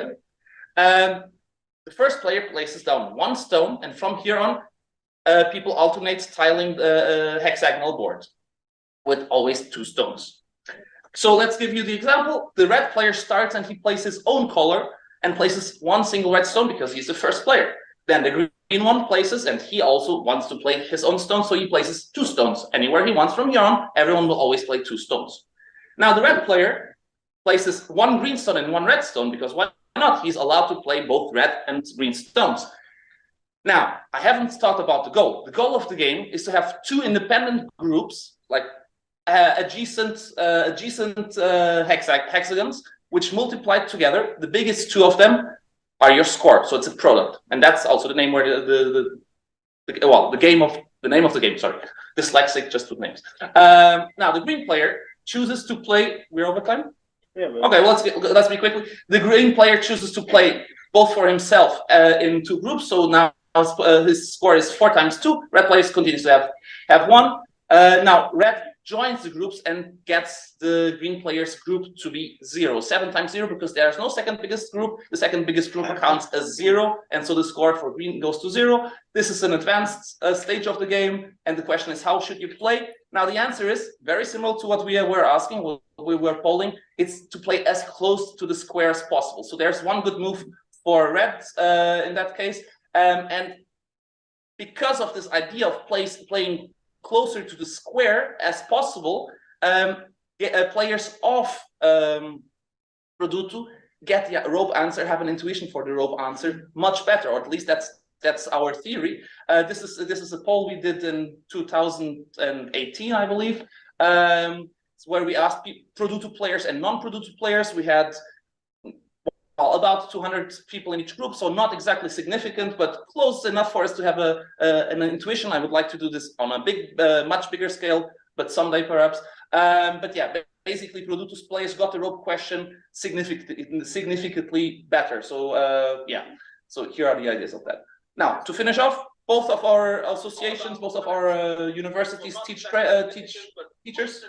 Yeah, and we ran out of time, so just our closing words. A few more words, a couple of minutes. Yeah, but we did lots of teacher training because the teacher is the key in teaching mathematics or teaching games. And so we developed a concept for the teacher training, which is based on research. Teachers have to have content knowledge, teachers have to have pedagogical knowledge, and teachers have to pedagogical content knowledge. And what's essential is, if you use games in teaching mathematics, the teachers have to gain self-experience in playing the game. They have to get to know they have to discover the strategies independently and collect these strategies. So pedagogical content knowledge is very important. When playing games, teachers have to accompany firstly from inside. So they are modeling, they are making the dialogue, they are talking, they are thinking aloud in a way. Then the scaffolding process started, so the kids can raise their ideas better, and then the teacher is fading out. First he's coaching, and then he's just from outside. And yeah, that's in speed our end. But if you shall we show what the kids did at the Mathematicum? Yeah, we want to show you what the kids did at House of Mathematics. Remember the non-checkered board? We didn't want to play chess on this exhibit, but this is what the kids did. So thank you very much. Thank you very much.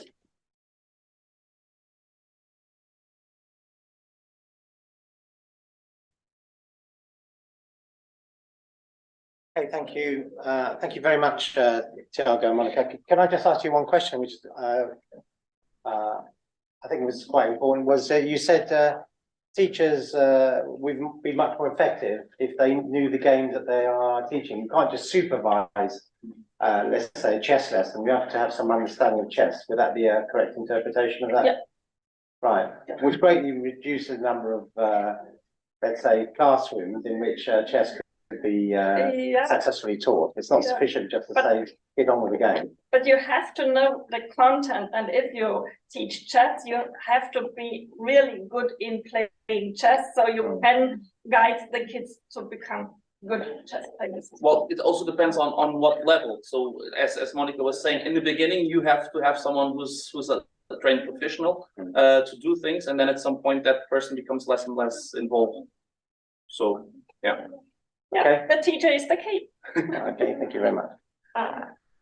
Okay, thank you. Right, I'd now like to introduce our next speaker, Harry Neocleous. And Harry has been a teacher, mathematics teacher, and dealing a lot with children who have got special needs as well. And in the primary school level, Harry has developed a number of techniques in teaching mathematics, and is working with lots of other groups of people in developing these ideas. So we're delighted that Harry's here with us today. Thank you, Jamie. Hello, my name is Harry Neocleous. I'm a primary maths and chess teacher.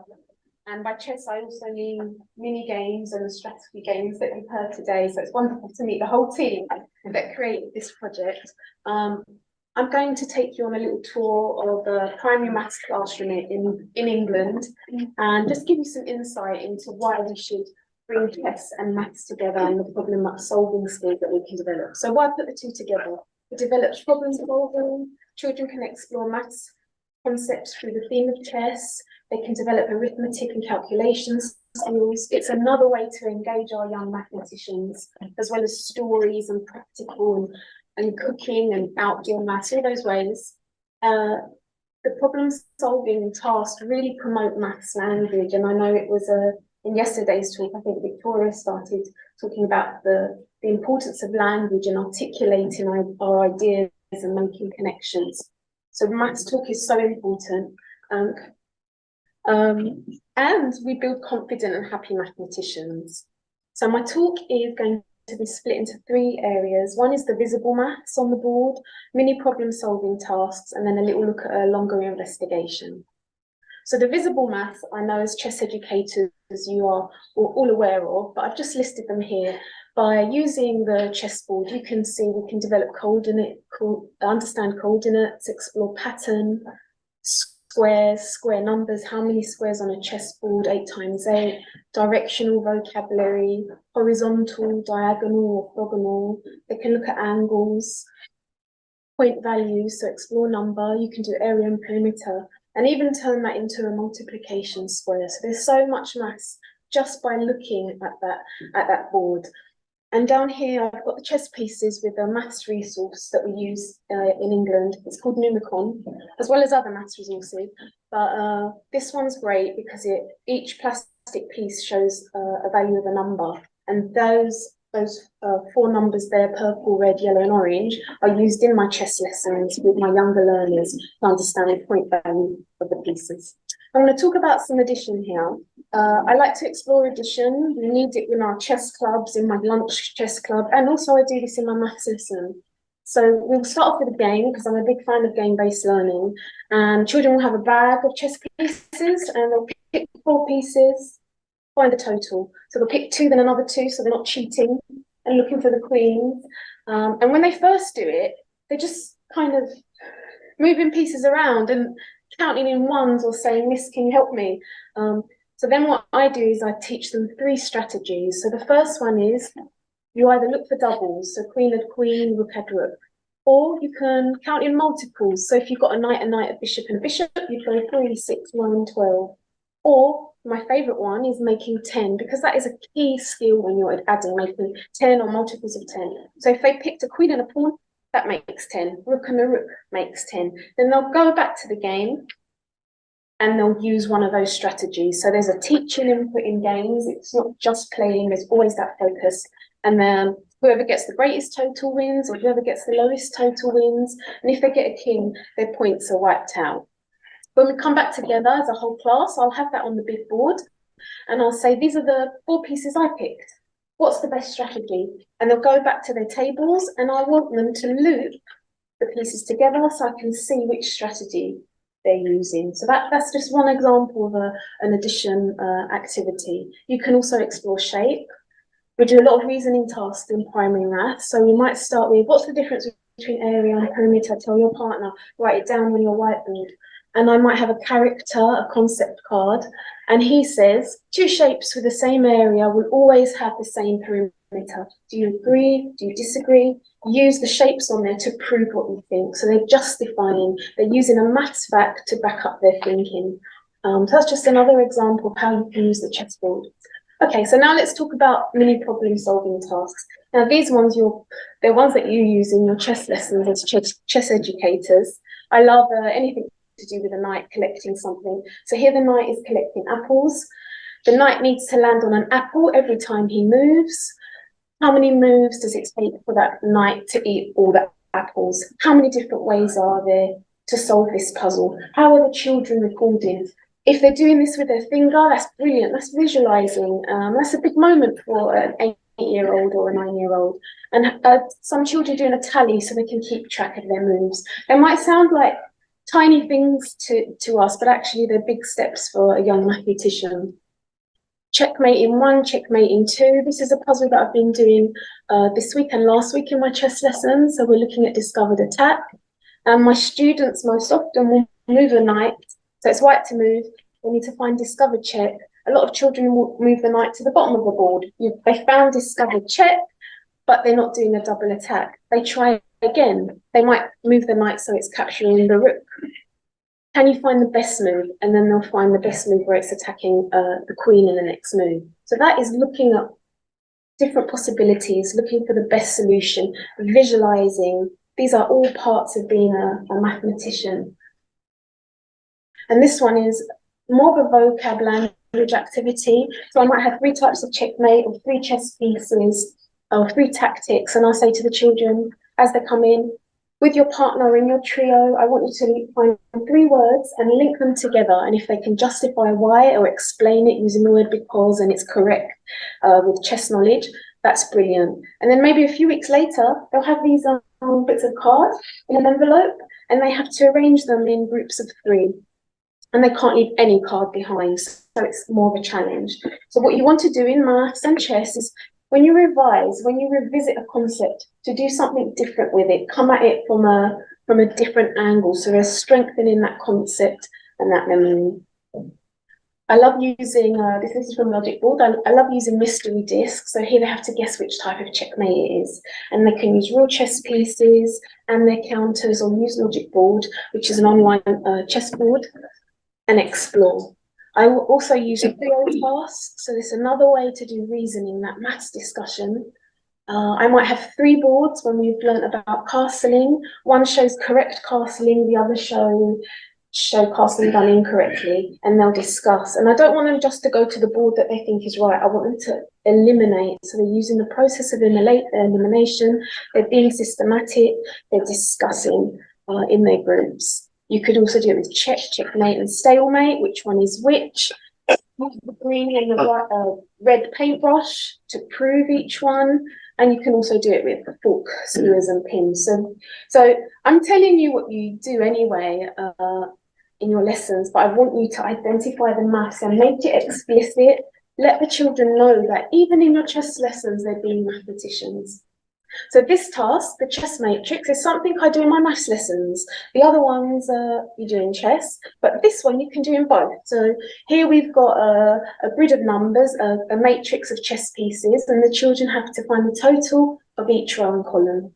Now in our maths lessons, we use the CPA approach. So concrete, which is practical maths using real objects, manipulatives we call them.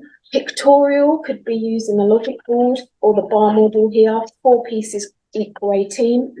Abstract is the number sentence. So when I was at school, and I'm guessing maybe when most of us are at school, maths was procedural. We did pages and pages of sums, and there wasn't really an understanding of why that works. Like I knew my square numbers and my tables, but I didn't know what they meant. I couldn't draw that in a picture. So what we want in our maths is to use concrete, pictorial, and abstract. It doesn't have to happen all in one lesson. It can happen over a sequence of lessons, but that is good quality maths learning. That's called mastery. Take it to the next level. This time they have the totals, then they have to decide which pieces go where. So maths questions that the teachers will plan is something like this. Where's your starting point? Which row or column do you know is going to be correct? So most children will recognise that, oh, miss, I'll go to 4 because I know 4 pawns equal 4, or 4 queens equal 36. And then there's a moment when they've nearly solved it, but it doesn't, it's not, there's 2 parts that aren't quite correct. So they need to think about balance, maybe adjusting one, increasing or decreasing. So that is reasoning. Okay, I think am I doing this for time? Yeah, oh, that's fine. So the final thing I want to mention now is maths investigation. So I have been a maths leader in a large primary school. I'm a maths intervention teacher now, so I support children who struggle with maths for many different reasons, and I'm studying dyscalculia. And the biggest thing for me, the most delightful thing that I see in maths is when I see children immersed in a maths investigation, like a whole lesson where they're exploring a big question.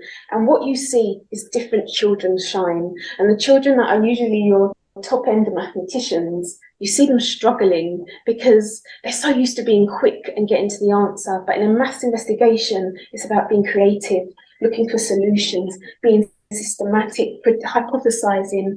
And this is like, for me, this is where you see the beauty of maths and the quality of your teaching.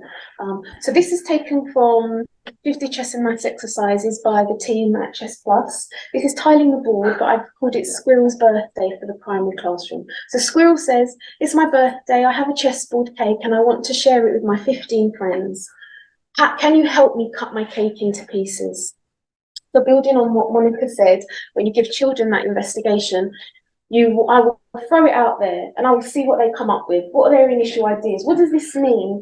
What am I asking you to explore? They'll come up with ideas, and even if they're wrong, it doesn't matter, because it's amazing that they're giving me some feedback and using initiative, making decisions. Then I'll say, okay, class, what math skills or maths knowledge do we need? So for this problem, we need to know about squares. Maybe we need multiplication skills. So they need to be aware what toolkit or what they've learned over their years in maths that's going to help them. So what is a square? What isn't a square?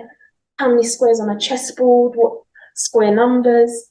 And they'll use little square tiles to do the concrete part. They'll make square numbers. Represent 3 squared, 3 lots of 3. Or 4 squared, they can do it with objects on the logic board, pictorially, and then they'll go back to the investigation. okay, and they will explore how many ways can they cut squirrel's cake. So there's 16 pieces, and it can be, they'll say, Miss, can it be different sizes? That's all part of the problem. So that's the first solution we'll come up with, or they will come up with. Some children will find several or find one.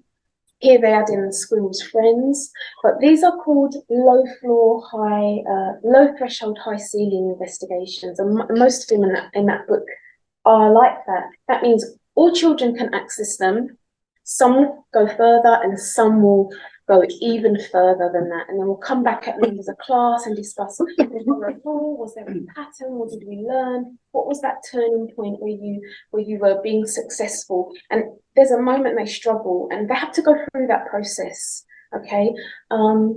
So that is an example of a shape and space investigation, but do check that booklet out because it is full of brilliant investigations. Okay, so to finish, I just want to tell you a little bit about my journey in the last year and a half since we all had time to think about what we wanted to do with our futures. I've been trying to raise the profile of chess in primary schools, working with John and Rita and Malcolm actually, who are giving me time and giving me support. I write for an education magazine because I believe to make a big change, we have to reach our teachers. We have to empower them and hook them in, whether it's through maths or STEM or through art, find a way. The gift of chess is about all the benefits of chess. And I'm standing here telling you about the maths benefits, but deep down for me, it's about the social connection and the confidence and the edge it gives in that child who has behaviour issues or an overactive mind. So that is all about that. I've shared a lesson plan with teachers and mini games because they need to know how we teach. They assume that it's 4 games of chess straight away, but the benefits of chess come with so much more. Chess and maths, that's full of other ideas. And this has come out in the last week or two, 7 Reasons to Love Logic Board for mini games, chess games and chess. And I also write for a parent magazine. Somebody gave me a chance to write about maths for parents. And I'm so grateful because that's not something that you see, and we do need to change many people's opinion of maths based on their own learning experiences. That's just something I've done, and I've got the strategy games from your project. So 3 things to leave you with. When you're doing your chess lessons, if you've done a math skill or concept, call it out. Say, you're just being systematic. You were visualizing shapes. You're justifying. You're hypothesizing. Let children be aware of the maths. Try problem-solving tasks and just continue to support and celebrate new people that enter the world of chess like it's been done tonight. So thank you.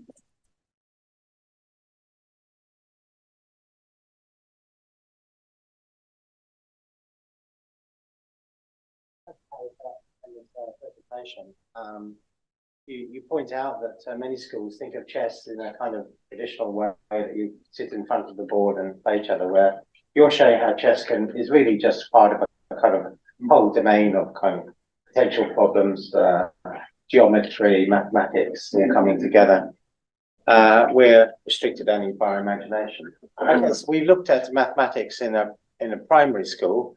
Now we'll look at mathematics in a secondary school. I'm delighted to introduce Rita Atkins, who's kind of wearing 2 hats. Rita worked on the 8x8 project, worked teaching chess mathematics with Chess Plus, and Rita is also the secretary of the FIDE Education Commission. And in your life, you've been a chess teacher and a teacher of mathematics and computer science. Yeah, and an all-round, excellent brain as well.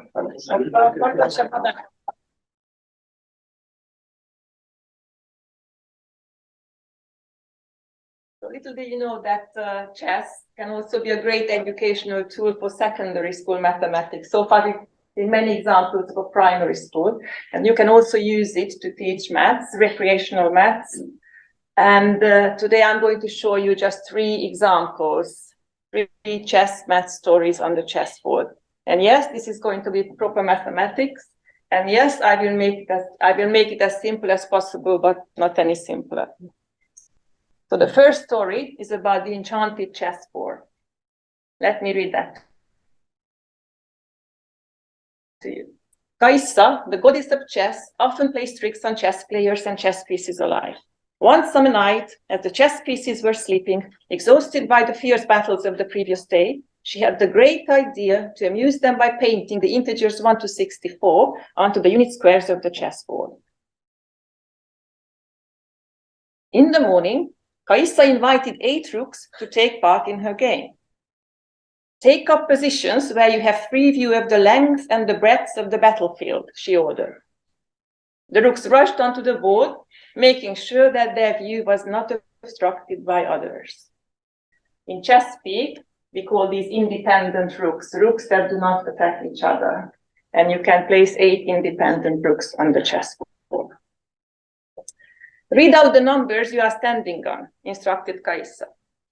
The rooks dutifully checked their numbers and announced 8, 9, 23, 27, 38, 42, 53, and 60. Let us add these numbers together, said the goddess, and with a click of her fingers, she gave the sum of 260.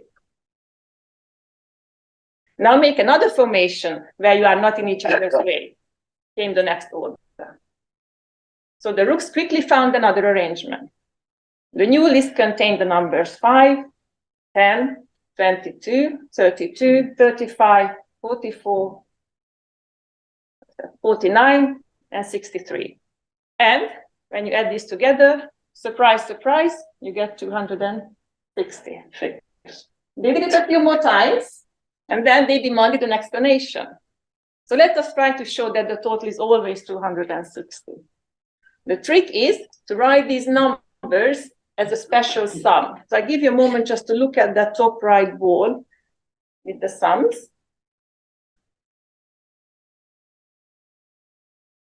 Whenever I do mathematics, I like the visual approach. So I always encourage my students to try and view things from different angles. And here I'm also inviting you to look at this visually. First, look at the rooks from the left-hand side of the board. So you are Kaisa, you are standing on the left-hand side of the board, and we are walking up rank by rank. So in the first rank, you see your chess rook. In the second rank, you see a chess rook. In every rank, you see a single rook. So we're adding the numbers together. When we walk up on the left-hand side of the board, we are only going to take notice of the first number where they're standing on. So what is it in the first rank?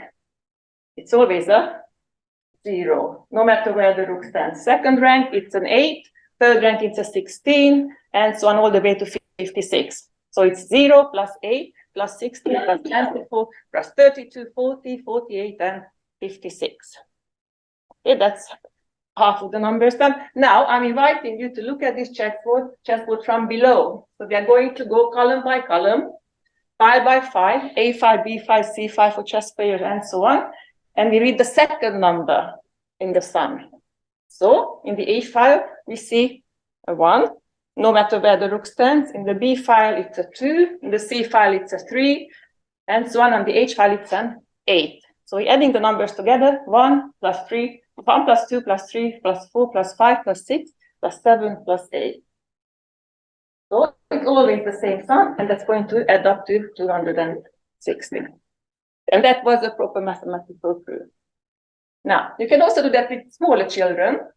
If you do that with smaller children, I recommend you use smaller boards. It's always a good problem-solving method from Hoya. Always look at the easier problem first. The 3x3 board is a suitable one. Here, the sum is always 15. Of course, you can play this game with younger children without actually proving that the sum is 260 or the sum is 15. They are very, very happy just to see that there is a special magical sum which is always the same. So you just capture their imagination and you show them that mathematics is magical. That's enough. You don't always need to show the entire proof. So that was the first story. The second one is about the tour of the rook. The rooks also love marching up and down the chessboard, and here they're doing exactly that. They're going on a tour. When we talk about a tour of the rook, it's going around every single square of the chessboard, but only visiting each square once. So the task is to come back to the same square where you started from. Here it's A1. Do not leave out any square. and count the number of moves this takes you. Now, to clarify, a move is a move. If it's in the same direction, it counts as the same move. So if you go with the rook from A1 to A2, then from A2 to A3, that is a single move from A1 to A3. We need that clarification to make a maths problem out of this. So if you count the number of moves in the first diagram, this is 16, second one 28, and the longest one I found is the one that takes 56 moves. Now you get your children to have a little competition. They love competition. Try and find the shortest tour. So try and draw these tours as many different ways as they can and try to beat the 16. And no matter how hard they try, they will not be able to do it. So then comes the question, can we prove it that the shortest tour only takes 16 moves? You cannot make it any shorter. So we need a few preliminary statements before we can come to the actual proof. Do you agree or not? If a tour starts with a vertical move, it must end with a horizontal move. Yes or no? Yes. Yeah, because the rook has to come back to the same place where it started from. Horizontal and vertical moves alternate. After each horizontal move, you have to have a vertical move. Correct. And from 1 and 2, from these two statements, it follows that there are equal number of horizontal and vertical moves. Because if you start with the horizontal, you have to end with the vertical. Right. So please, everybody, remember that there are equal number of horizontal and vertical moves. Now, two things can happen. The rook has done its tour. The rook has either visited every rank, or it doesn't. Yeah. Here, in this one, every horizontal row, which in chess we call rank, has been gone through by the rook. If the rook visits every rank, then it has done at least 8 horizontal moves. Because there are equal number of horizontal and vertical moves, it must have done at least 8 vertical moves as well. So 8 plus 8 is 16. So it couldn't have done it in less than 16 moves. So we dealt with this. The rook has, if the rook visits every rank, then definitely you cannot do it in less than 16. Now what happens if the rook does not visit every rank? There is an example for you here, the 5th rank. The rook did not go with any horizontal move. But if the rook doesn't do any horizontal moves there, then it must have crossed that rank with vertical moves. How many vertical moves? There are 8. There must have been 8 vertical moves. Yeah, so the rook must have done at least 8 vertical moves in this tour. And the same argument as before, then it must have 8 horizontal moves because there are equal number of horizontal and vertical, hence the total number cannot be less than 6. Okay, so another proof, a mathematical proof for a chess problem, the rook's tour. With little children, I would still do this exercise. They actually love it. I would not go near the proof. I would let them have a competition, try and make it less than 16, try and make it more than 20. They absolutely love all that, just drawing the rook's tour. And the third story for today, King's Conference. Attending the annual King's Conference is a must for all chess kings keen on networking. The event is overflowing with chess kings from distant chessboards. One piece is allowed to occupy every square, so the number of attendees cannot exceed 64. The organizers issued tickets for the first 32 black and 32 white kings who signed up for the conference. Workshops are scheduled to discuss relevant issues. 4 kings, 2 of each color, must attend every workshop. That's important. Yeah, for each workshop, we have 2 white and 2 black kings. Walking around the venue during the conference is forbidden. We have very strict organizers in this conference. And the king can take part as many workshops as his position on the board allows. So if you are in the corner, there's only 1 workshop where you can attend. There's only 2. You are only a member of 1 2x2 square. If you are on the edge, then 2 workshops are possible. Anywhere else, you can attend altogether 4 workshops. So the task is to fill the chessboard with 64 kings so that every 2 by 2 square is occupied by exactly 2 black and 2 white kings. So the question is, how many distinct positions are possible?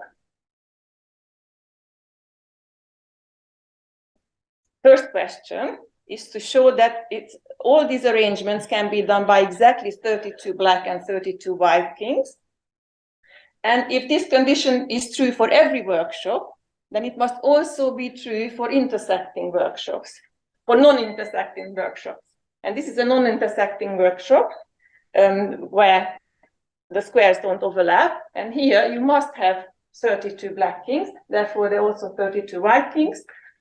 Hence, there must be exactly 32 black kings on the chessboard in every other possible arrangement. Okay, so remember the original task is to find out how many distinct arrangements there are for these 32 white and 32 black kings. We are not going to count them all because then John would get very angry with me. I would keep you here till probably about midnight. So, and also, when I teach mathematics, I like telling my students that a good mathematician is a lazy mathematician. You only do the least amount of work that's necessary to solve the problem. So I promise you we are going to be doing the least amount of work to solve this problem. So we start filling the chessboard, but we're not going to fill all of it. So we're only filling the A file for now.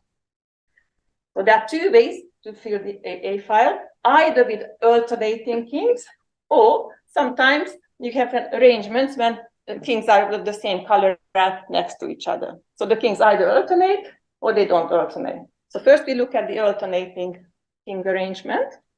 You can see one example there. So if the A file alternates, then there are 2 ways to fill the B file. Either each king color is the same as the previous one, or is the exact opposite.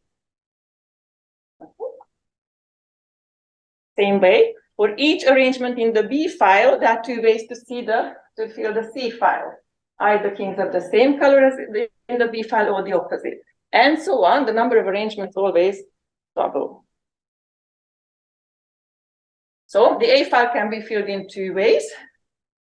You start with the white king on A1 or black king on A1, so you have two ways to fill the A file. And then the B file can be filled in 4 ways.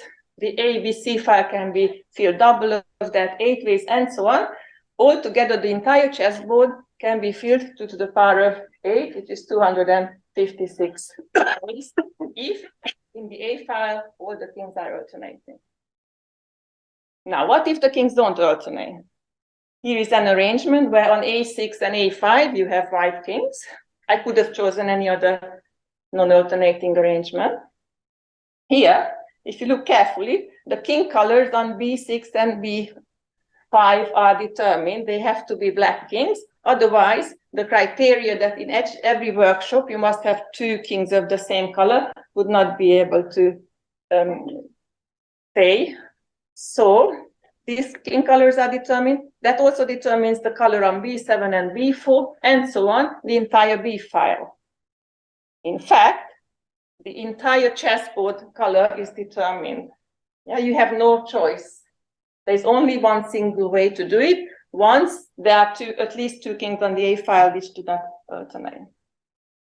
Right, I think we've done all the thinking. I told you it's not going to be much thinking. And we just have to wrap it all up and bring it together, and then we are done. So the A file can be filled in exactly 2 to the power of 8 ways. There are 2 different king colors. So A1 can be 2 different colors, A2 can be 2 different colors, and so on. And so on, you multiply it up, it's altogether 2 to the power of 8. Now, the king colors either alternate or they don't. So let's go down on the left-hand side when the king colors alternate. They alternate in 2 of these arrangements, and then the next file is either the same as the previous one or exactly the opposite. Hence, there are 2 to the power of 8 distinct such positions. What happens if the king colors do not alternate? First of all, there are 2 to the power of 8 minus 8 of these arrangements, because only 2 were alternating, so all the others from the 2 to the power of 8 must be non-alternating things. So it's 2 to the power of 8 minus 2. And we discussed that there you have no freedom in how you fill the board in these arrangements. So there are exactly 2 to the power of 8 minus 2 distinct positions in this situation.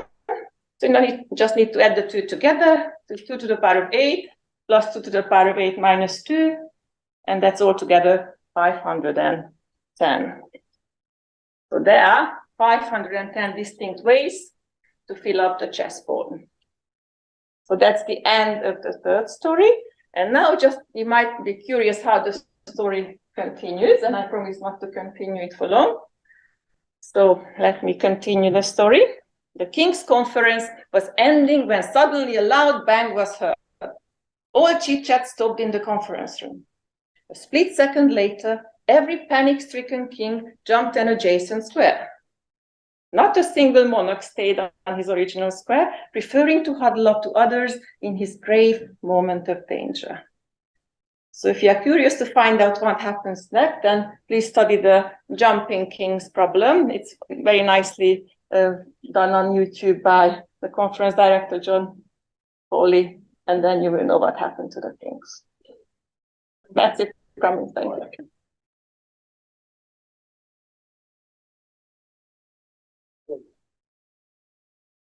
Thank you very much, Rita. I wasn't expecting that. Yeah, it's a nice problem, the jumping kings problem. I did Rita disservice. I forgot to mention is she's also a women's international master at chess, amongst the many accomplishments. But I'm really pleased. I mean, Harry and Rita together have shown you that chess can present opportunities to teach at different levels. From the elementary primary school level up to a level which would challenge not only secondary school students, but I should imagine a fair number of people sitting in this room at the moment. So I think it's chess must not be underestimated by its ability to kind of generate problems that are kind of really interesting to solve. Okay, so now we are on to our final speaker in this session, Vince Negri. Vince has long been a supporter of the conference. Vince is a mathematician and is actually one of the sponsors of the conference with GameAhead Consulting. I think that Vince has always got interesting things to say. So he's going to discuss a bridge between sort of chess games and kind of mathematical thinking. Thank you very much, John.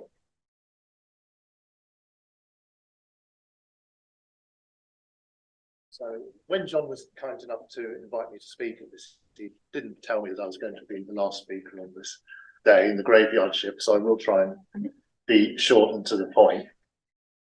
So I'll be brief with my introduction. My mathematics link is that I studied mathematics at Imperial College London. I then did train as a mathematics teacher, but I transferred into the technology sector. And so for the last years, I've been working in management, teaching skills to the adult audience and user experience and interaction design. And so when I was invited to talk about this, I had to think about how can I cast some fresh light or a slightly different perspective on this? Because in my work with GameAhead Consulting, we use mini games, but with adults. But all the mini games you will have seen before, though there is one I mentioned later. So I decided to think about mathematical thinking. And when we talk about, okay, but what is mathematical thinking? We've spoken in the conference about critical thinking is a buzzword that gets used a lot. And I like to think about there being a subtle difference between critical thinking and which is how do I evaluate competing claims in evidence? Critical thinking is a broad skill. It isn't just mathematics. It's about the assessment of evidence. And it's complemented by the scientific method, which is how do I create new evidence or test my claim?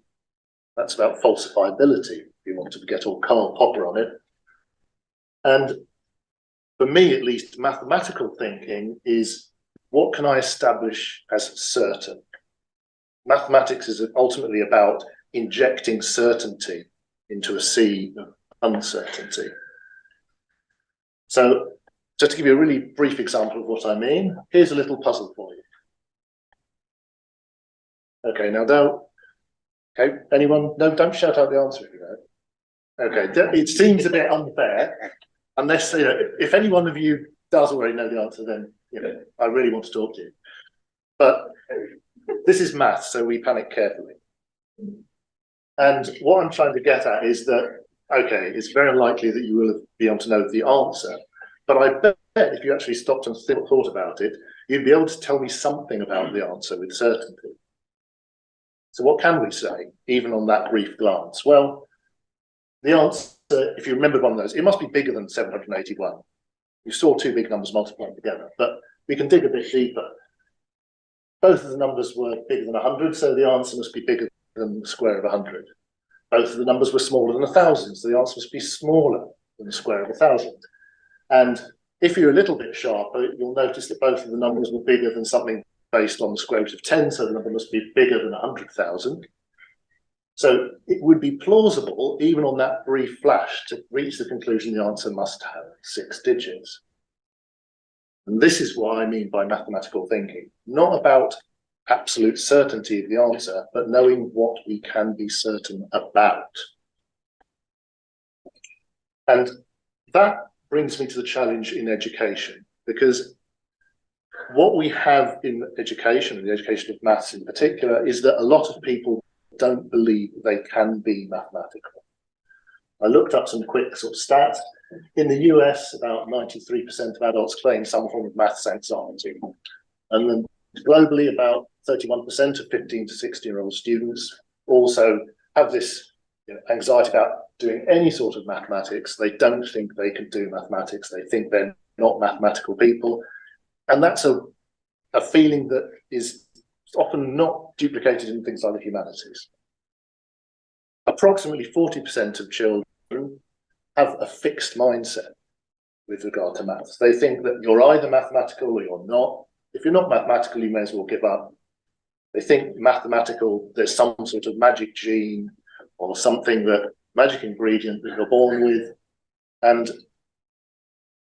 our best estimate at the moment is while dyscalculia is a thing, that probably only about 5% of the population actually has it. So there's a huge number of people who effectively think they have some innate inability to be mathematical, but it's not. It's more about a mindset issue. They simply have been convinced themselves. Where does chess come into this?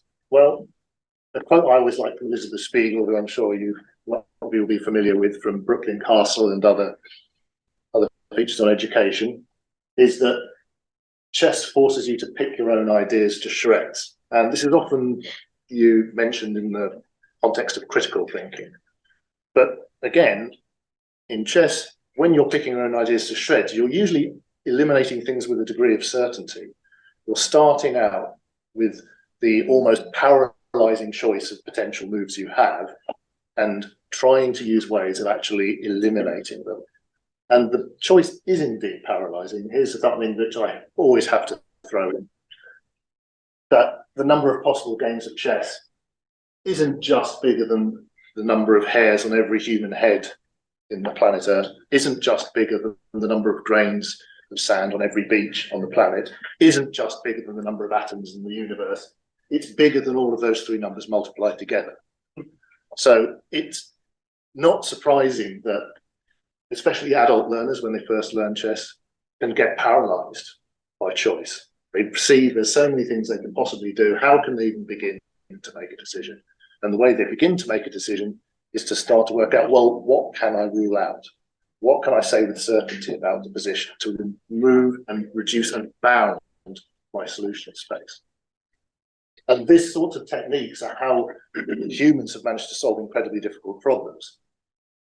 In the old rules of chess, there was a position which I always think of as being chess's Fermat's last theorem, Al-Sully's diamond. This is with the old vizier move, by the way, in case you're wondering why the hell doesn't white just take the black queen. This is a white to play and win, and Al-Sully set this position out in an Arabic manuscript and wrote, this position is so difficult, there's no one in the world who'd be able to solve except I taught to do so. And then he didn't write down the bloody solution, just like Fermat. And it took like another 1,000 years before the solution was rediscovered. And then later on, it was verified with table bases, but we did find the solution as humans using reasoning, using a process of elimination. On a simpler level, is again that I know John has used, where you have a piece that can only move right and up and right and up. And you win by being the person who moves the piece to the top right-hand corner. And if you ever use this with children, you often try to get them to work out, is it best to move first, or is it best to move second? The answer is that perfect play, you want to move second, the person who moves first is going to lose. But how do you can establish that or form a belief by playing it. But a more interesting question is asking how people can prove that that is going to be the case. And that's an example of mathematical thinking, working out from an initial, well, I don't know, how can I prove it? Well, what can I say about it? Can I look at a more, what would happen on a 2x2 board? Does that tell me something about a bigger board and induction? So you start with something that seems initially impossible to grasp, and the problems that Rita showed you are actually excellent examples of that. Something that initially looks too complicated, but by a process of working out what can we say, and now we've established that, what can we say about that? It's an example of mathematical thinking. So for chess examples, other examples of using chess, where we can use chess to, by accident, prove to people that they are capable of mathematical thinking by giving them other problems to solve. Interesting examples of simple retrograde puzzles. Again, tell me what how can we find out what happened in this? How can we find out whether something is possible? And all of these can, of course, be done in mini-game contexts as well. Basic end game, something which I don't see people making a lot of is, we all teach people that king and a knight can't mate against king, king and a bishop can't mate against king. How often do we actually invite children to prove to themselves that this is impossible? How can you establish with certainty that no matter what happens, no matter the starting position, there's not going to be a check? You can get, we discussed this in an online session with John about using open-ended analysis, just putting up a position. What moves are definitely wrong? What can we say with certainty about the position? We don't have to have a concrete single answer, because in maths there isn't always a concrete single answer. Many of the biggest results in mathematics, including the most esoteric mathematics, are inequalities and bounds. And we can do puzzles that can be solved at least partially by elimination. We all use these heuristics ourselves when looking at a mate in two. We often say, well, we can't use a key move that lets black give a check, because that's probably going to throw everything out. So when we're solving puzzles, simple puzzles, they can be simple or complex, but every time we allow people to solve the problem by using bounds and by placing successive layers of certainty onto the problem to shrink down the problem domain, we're actually helping people to think mathematically. And that's it.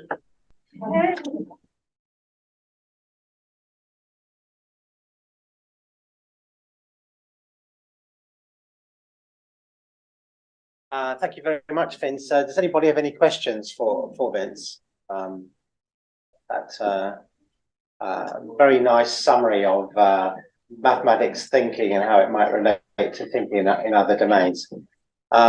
It's kind of a meta-analysis, really. So now we have reached the end of today's program. We've done S, T, E, and M. I'm afraid we didn't do A in the middle this year. We'll have to do chess and art some other time, I guess. So the day is not quite over, because there will be a talk on Chessable at 1:30, and that's going to be an online presentation of the Chessable school system, which is available and which has got a lot of great features for use in schools. So you can come back for that in here. It's for those who would like to consider using software in their classroom. Otherwise, I could just mention that for those who wish to go for dinner this evening, there is a room reserved in the King's Head pub in Roehampton, and it's in a room which is reserved for people attending the conference. So I can recommend it on the basis of feedback from people last night.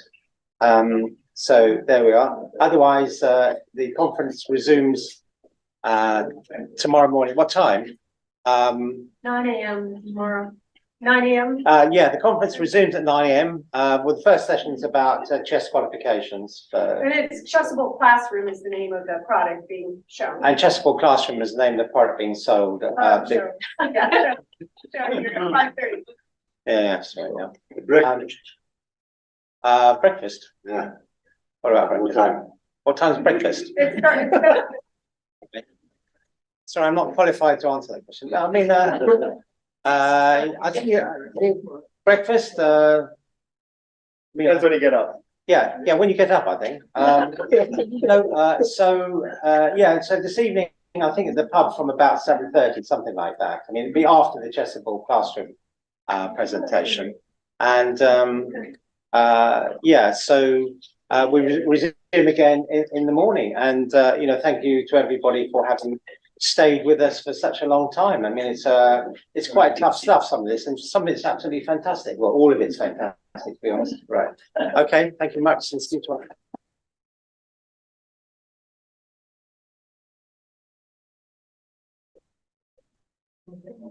That's one. Well done. Yeah, he was.